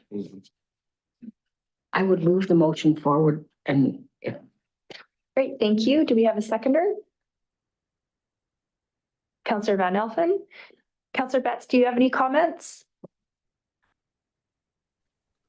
Yes, thank you. Yes, I think that it ties in well to the studies that we did this year. previously this past summer. And so that makes sense to move the work forward. I would just, my opinion is that we on grant funding to fund this work rather than the reserve. Yep, great. Great. Okay, so we have motion's been moved and seconded. Any other discussion? No? Okay. Call the question. All in favor? Any opposed? Okay, that carries unanimously. Thank you very much, Odessa. Good report. Okay, moving on to 7.5, Bill 44, Development Application Procedure Bylaw Changes. Over to Brad. Thank you, Deputy Mayor. So the purpose of this report is to make some tweaks to our development application procedural bylaw for Bill 44. So as a reminder to Council, Bill 44 was the piece of legislation enacted by the province this past fall sitting of the legislature to deal with housing. There's a lot of changes included as part of that legislation, and most of which will be dealt with a further zoning bylaw amendment, which is coming forward to council at our next council meeting for committee of the whole discussion first of all, and then further to public engagement. This piece here, though, deals specifically with the procedural amendment to no longer require a public hearing for those rezonings that are in conformance with our official community plan. And as well, there's a residential component tied to the proposal of the project. So, and that residential component is greater than 50% of the total floor area of the project. So those are the kind of the key criteria that's provided in Bill 44 in terms of when and the legislation is quite clear that we must not hold a public hearing if a project meets that criteria. So we want to confirm that language within our bylaw to tell applicants that, hey, if you have a project proposal that meets these criteria, you're not going to be subject to a public hearing as part of a rezoning application. There's a couple other tweaks in the proposed amendments as well.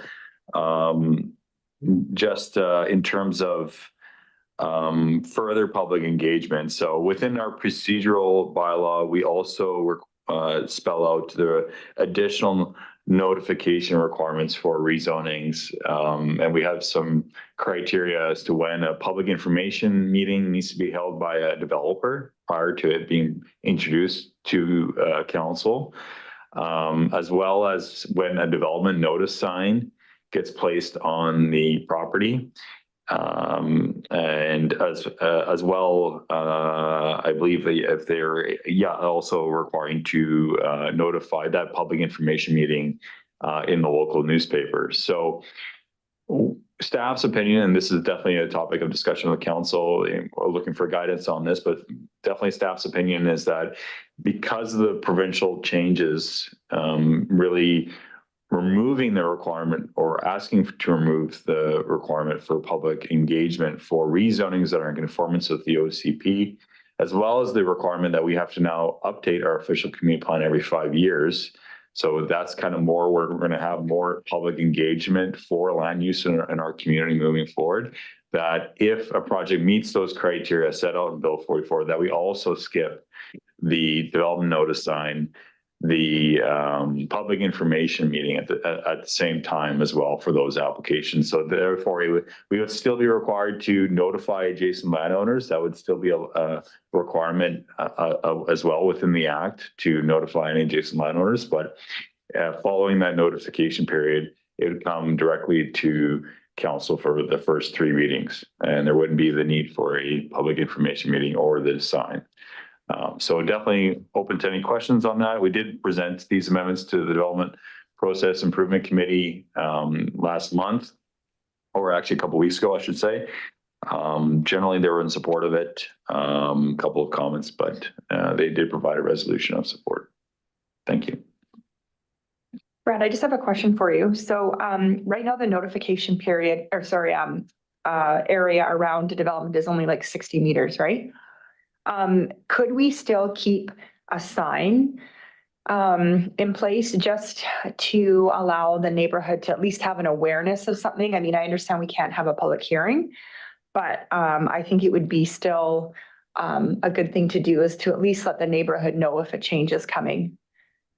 And then at least they can ask a question if they want to for clarification. That would just be my suggestion. Go ahead, Councillor Barkwell. I like your suggestion.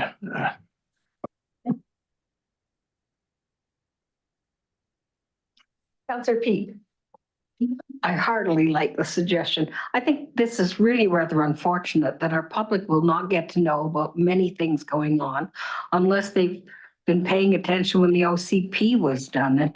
And you know, when you're leading busy lives and you've got family you're looking after, this is not something you're paying attention to. So at least a sign will let them know that something is going on in their community. I did have some notes and I wouldn't mind asking a couple questions, but if there's others as well.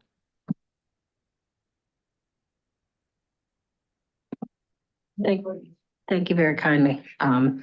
So I've got page numbers here, but it won't mean anything to you because you're not working from paper. Under the public hearing, so Brad, if I go to development variance permit, development officer, fees, charges, official community plan, and then it says public hearing, and it's new because it's in red ink. Public hearing means a public hearing held in relation to a zoning bylaw amendment. And my question is the second part of this sentence, official community plan amendment, or, and I don't know what this means, land use contract termination in accordance with Local Government Act. Could you tell me about this? Sure. So through the Deputy Mayor to Councillor Peak. So thankfully, we don't have one of these in the District of Summerland, but a lot of municipalities do have land use contracts. They were a temporary brief period of a potential type of zoning, although it's not considered a zone, was in place in the 70s. That allowed a contract to kind of determine how a parcel of land could get developed.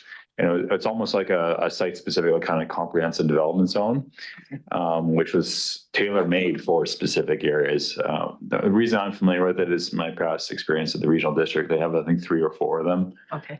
St. Andrews Golf Course is actually one of them. Oh, for goodness sake. Yeah. So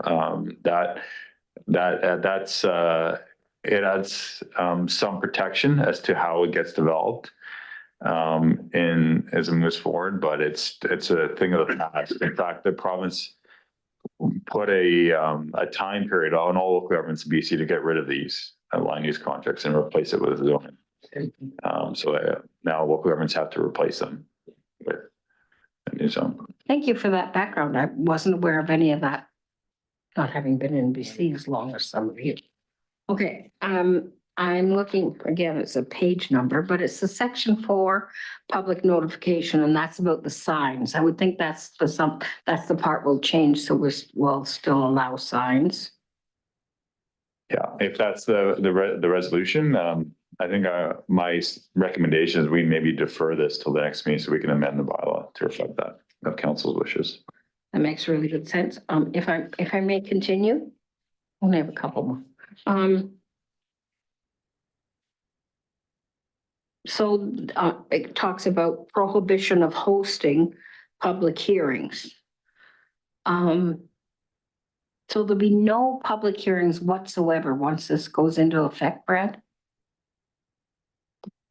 Through the Deputy Mayor to Council Peak, only for those projects that are meeting those criteria that are in section 2.6.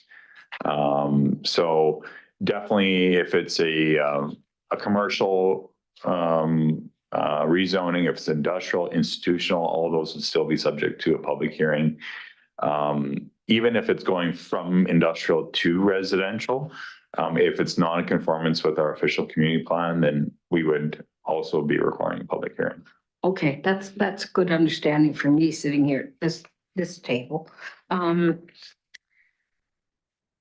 I went to notice of rezoning application. It says reading, trying to get you to where I'm looking at. It says, it's in our red, so reading of a zoning amendment bylaw where no public hearing will be held. So, or first reading of a zoning amendment bylaw? And does this mean in the no reading that all zoning bylaw amendments wouldn't have it? But in fact, what you just said tells me that's not true. If you can clarify, which section are you looking at specifically? It's page 19 of your whatever, notice of rezoning application. Figure 3. And look over my shoulder.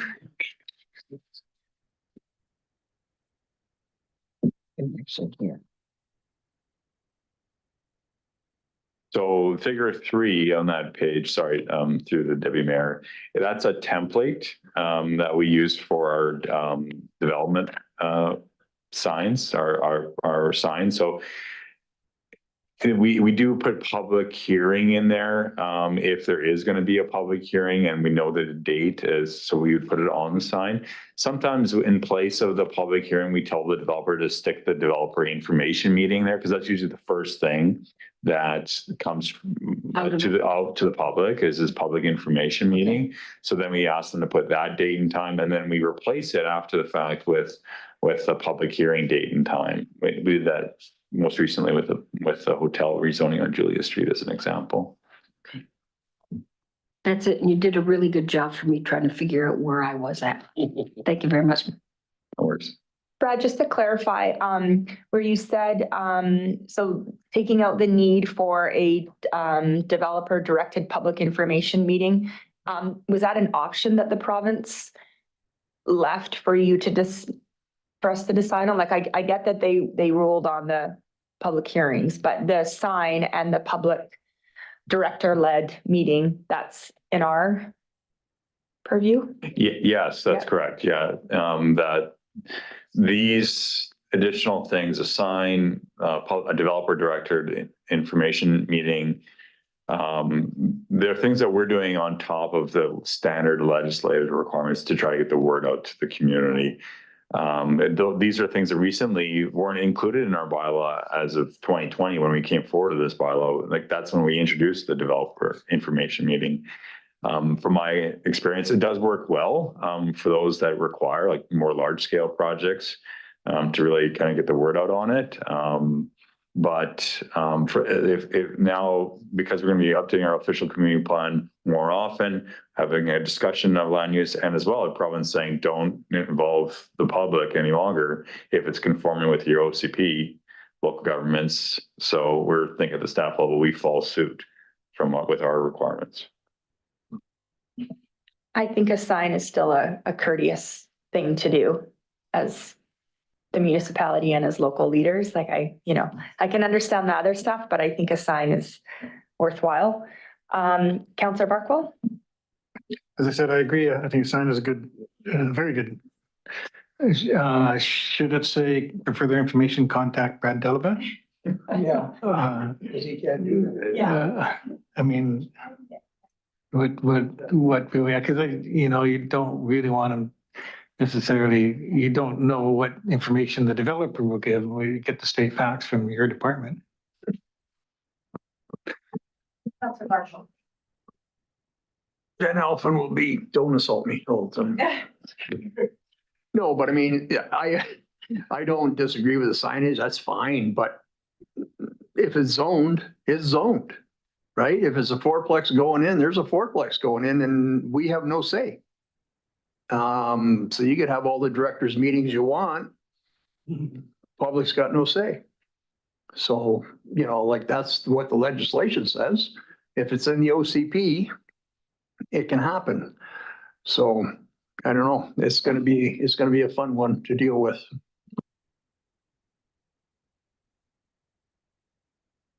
CAO and then Councillor Barkwell. Thank you, Deputy Mayor. Yeah, and just to maybe point out the obvious that all the more reason we'll really have to double down on public consultation with the upcoming OCP amendments, which we are planning for in-depth public consultation, because that's the one deep engagement opportunity the public will have to inform these sorts of things. You know, Councillor Van Alphen is entirely correct. If it's in the OCP, that zoning change is going to happen, but at least Brad can explain that to them. And it's not like on the heads of a council. And then again, when we do the extensive public consultation with the OCP, we're gonna have to look at all areas that are sewered. And then we're gonna have to sit and go, why is that area not in and why is my area in? And how come you didn't include those people? You know what I mean? So it's gonna be, I don't envy you, Brad. Thank you. So Brad, do you need that amendment that we're asking for, or that little change? Do we need to bring this back then? My apologies. Corporate officer. Yeah, so just to provide some clarification, so council could give it first and second reading as amended. However, you wouldn't see the language as we wouldn't have time to draft it now. So what I would recommend is that council just defer this motion into the March 19th meeting, and then Brad can take it away, put the language in there, and council can review it and bring it back for first 3 readings then. Okay, that sounds good. Do you need a motion to defer? Okay. Councillor Van Alphen, Councillor Barkwall, just Councillor Betts, do you have any comments? You're good? Okay, I'll call the question. All in favor? Okay, and none opposed, that's carried. Thank you.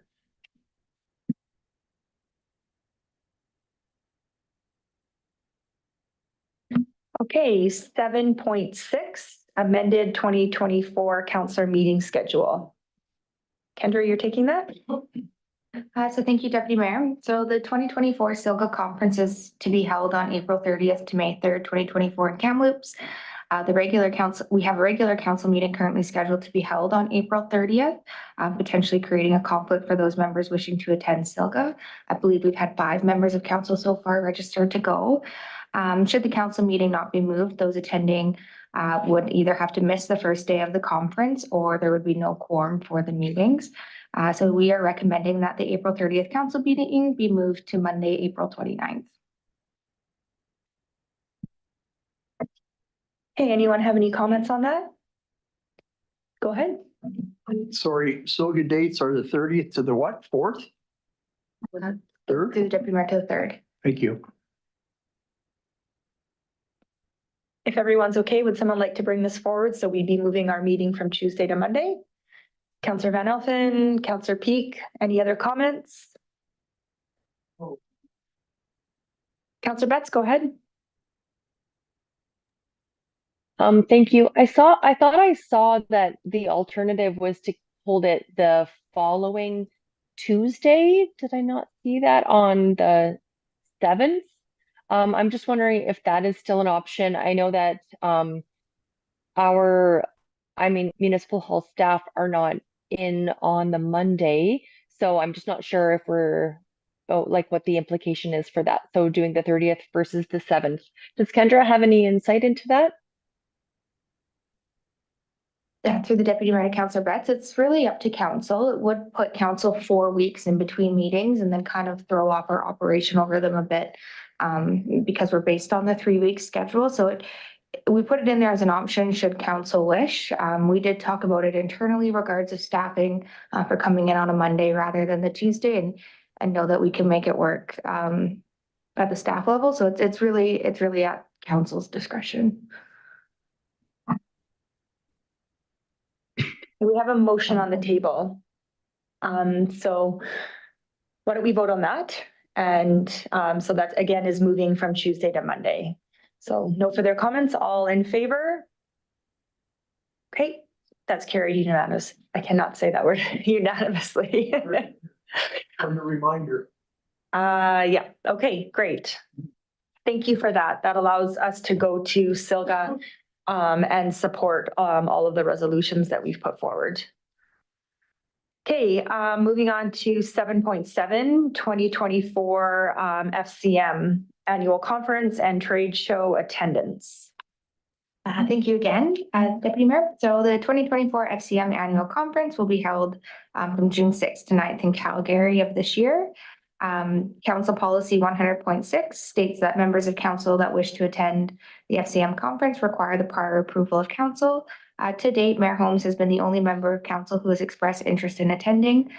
Those who wish to attend may still register, you just may not get the best hotel. And with that, I'm happy to take any questions. Did anybody else go ahead, Councillor Peak. I did consider doing this, however, my bandwidth this year just doesn't entertain that. The other thing was I looked at the program and I didn't see of anything of great interest to our council, although I certainly understand attendance. Okay, so I think Mayor Holmes is the only one who's expressed interest. So would someone like to bring forward a motion with his name? Councillor Van Elfen? Yeah, Mayor Holmes.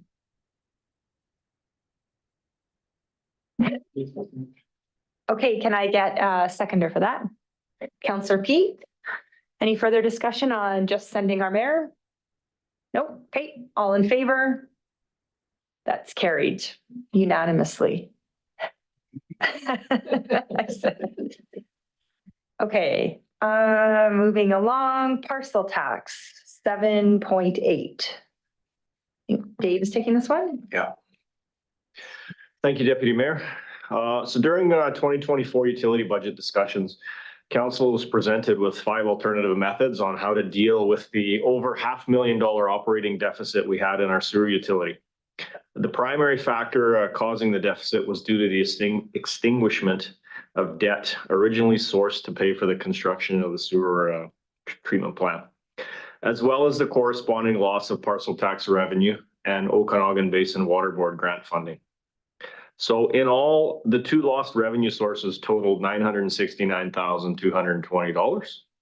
And the debt and principal and interest payments that were coming off were $427,070. So after discussing the 5 alternative funding models, council chose to reestablish an annual $200 parcel tax for a 4-year period starting in 2024. Council also directed staff that during this period, we perform a comprehensive review on alternative billing models that will hopefully decrease this operational deficit over time. So the attached bylaw reestablishes this $200 annual sewer parcel tax and limits the collection of the tax from 2024 to 2027 inclusive. And with that being said, we are as staff recommending that sewer parcel tax 2024 to 2027 bylaw number 2024-06 be read a first, second, and third time. And I can answer any questions you may have. Okay, thank you. Any questions? Councillor Van Elfen. I'll move the motion. Councillor Patton, seconding? Okay, we have discussed this before. Any further questions? You good, Councillor Betts? Yeah, okay. I'll call the question. All in favor? Any opposed? That's carried. Thank you. All right, so now we just have some bylaws for adoption. So the first one is 8.1 Financial Plan 2024 to 2028. Taking that one, Dave?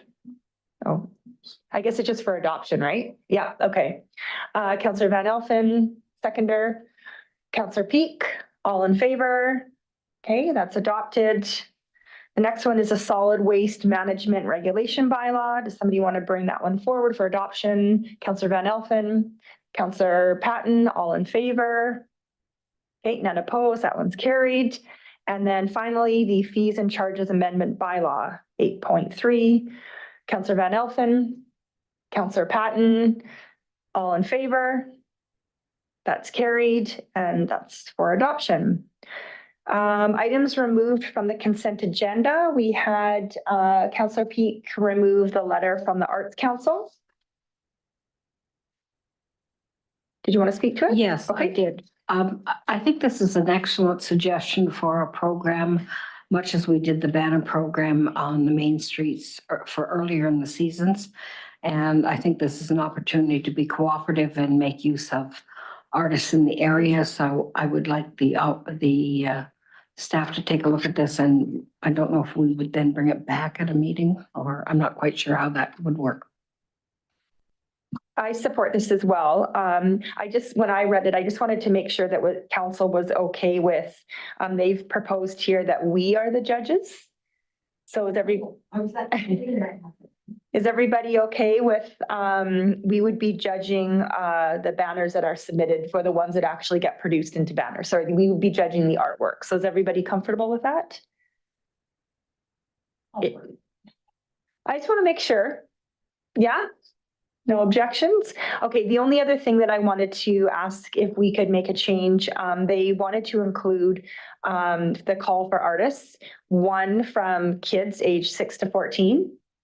Oh, it is 2. Okay, so 2 from kids and then 8 from anyone over 14.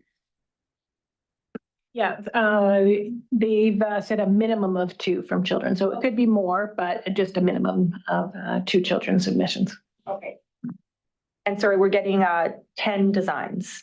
Okay, so everybody's good with that.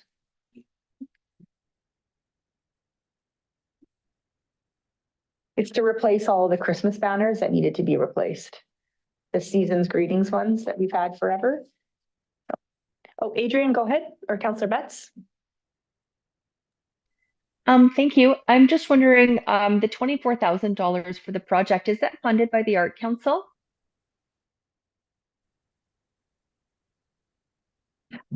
Through the deputy mayor to Councillor Betts, it is already in our budget for 2024. It's a line item under the capital budget. And when it came up for council deliberations, one of the council members suggested looking into, might have been the mayor, a potential partnership with the Arts Council, rather than getting stock photos and replacing those banners. That way is to have a project with the Arts Council for original art.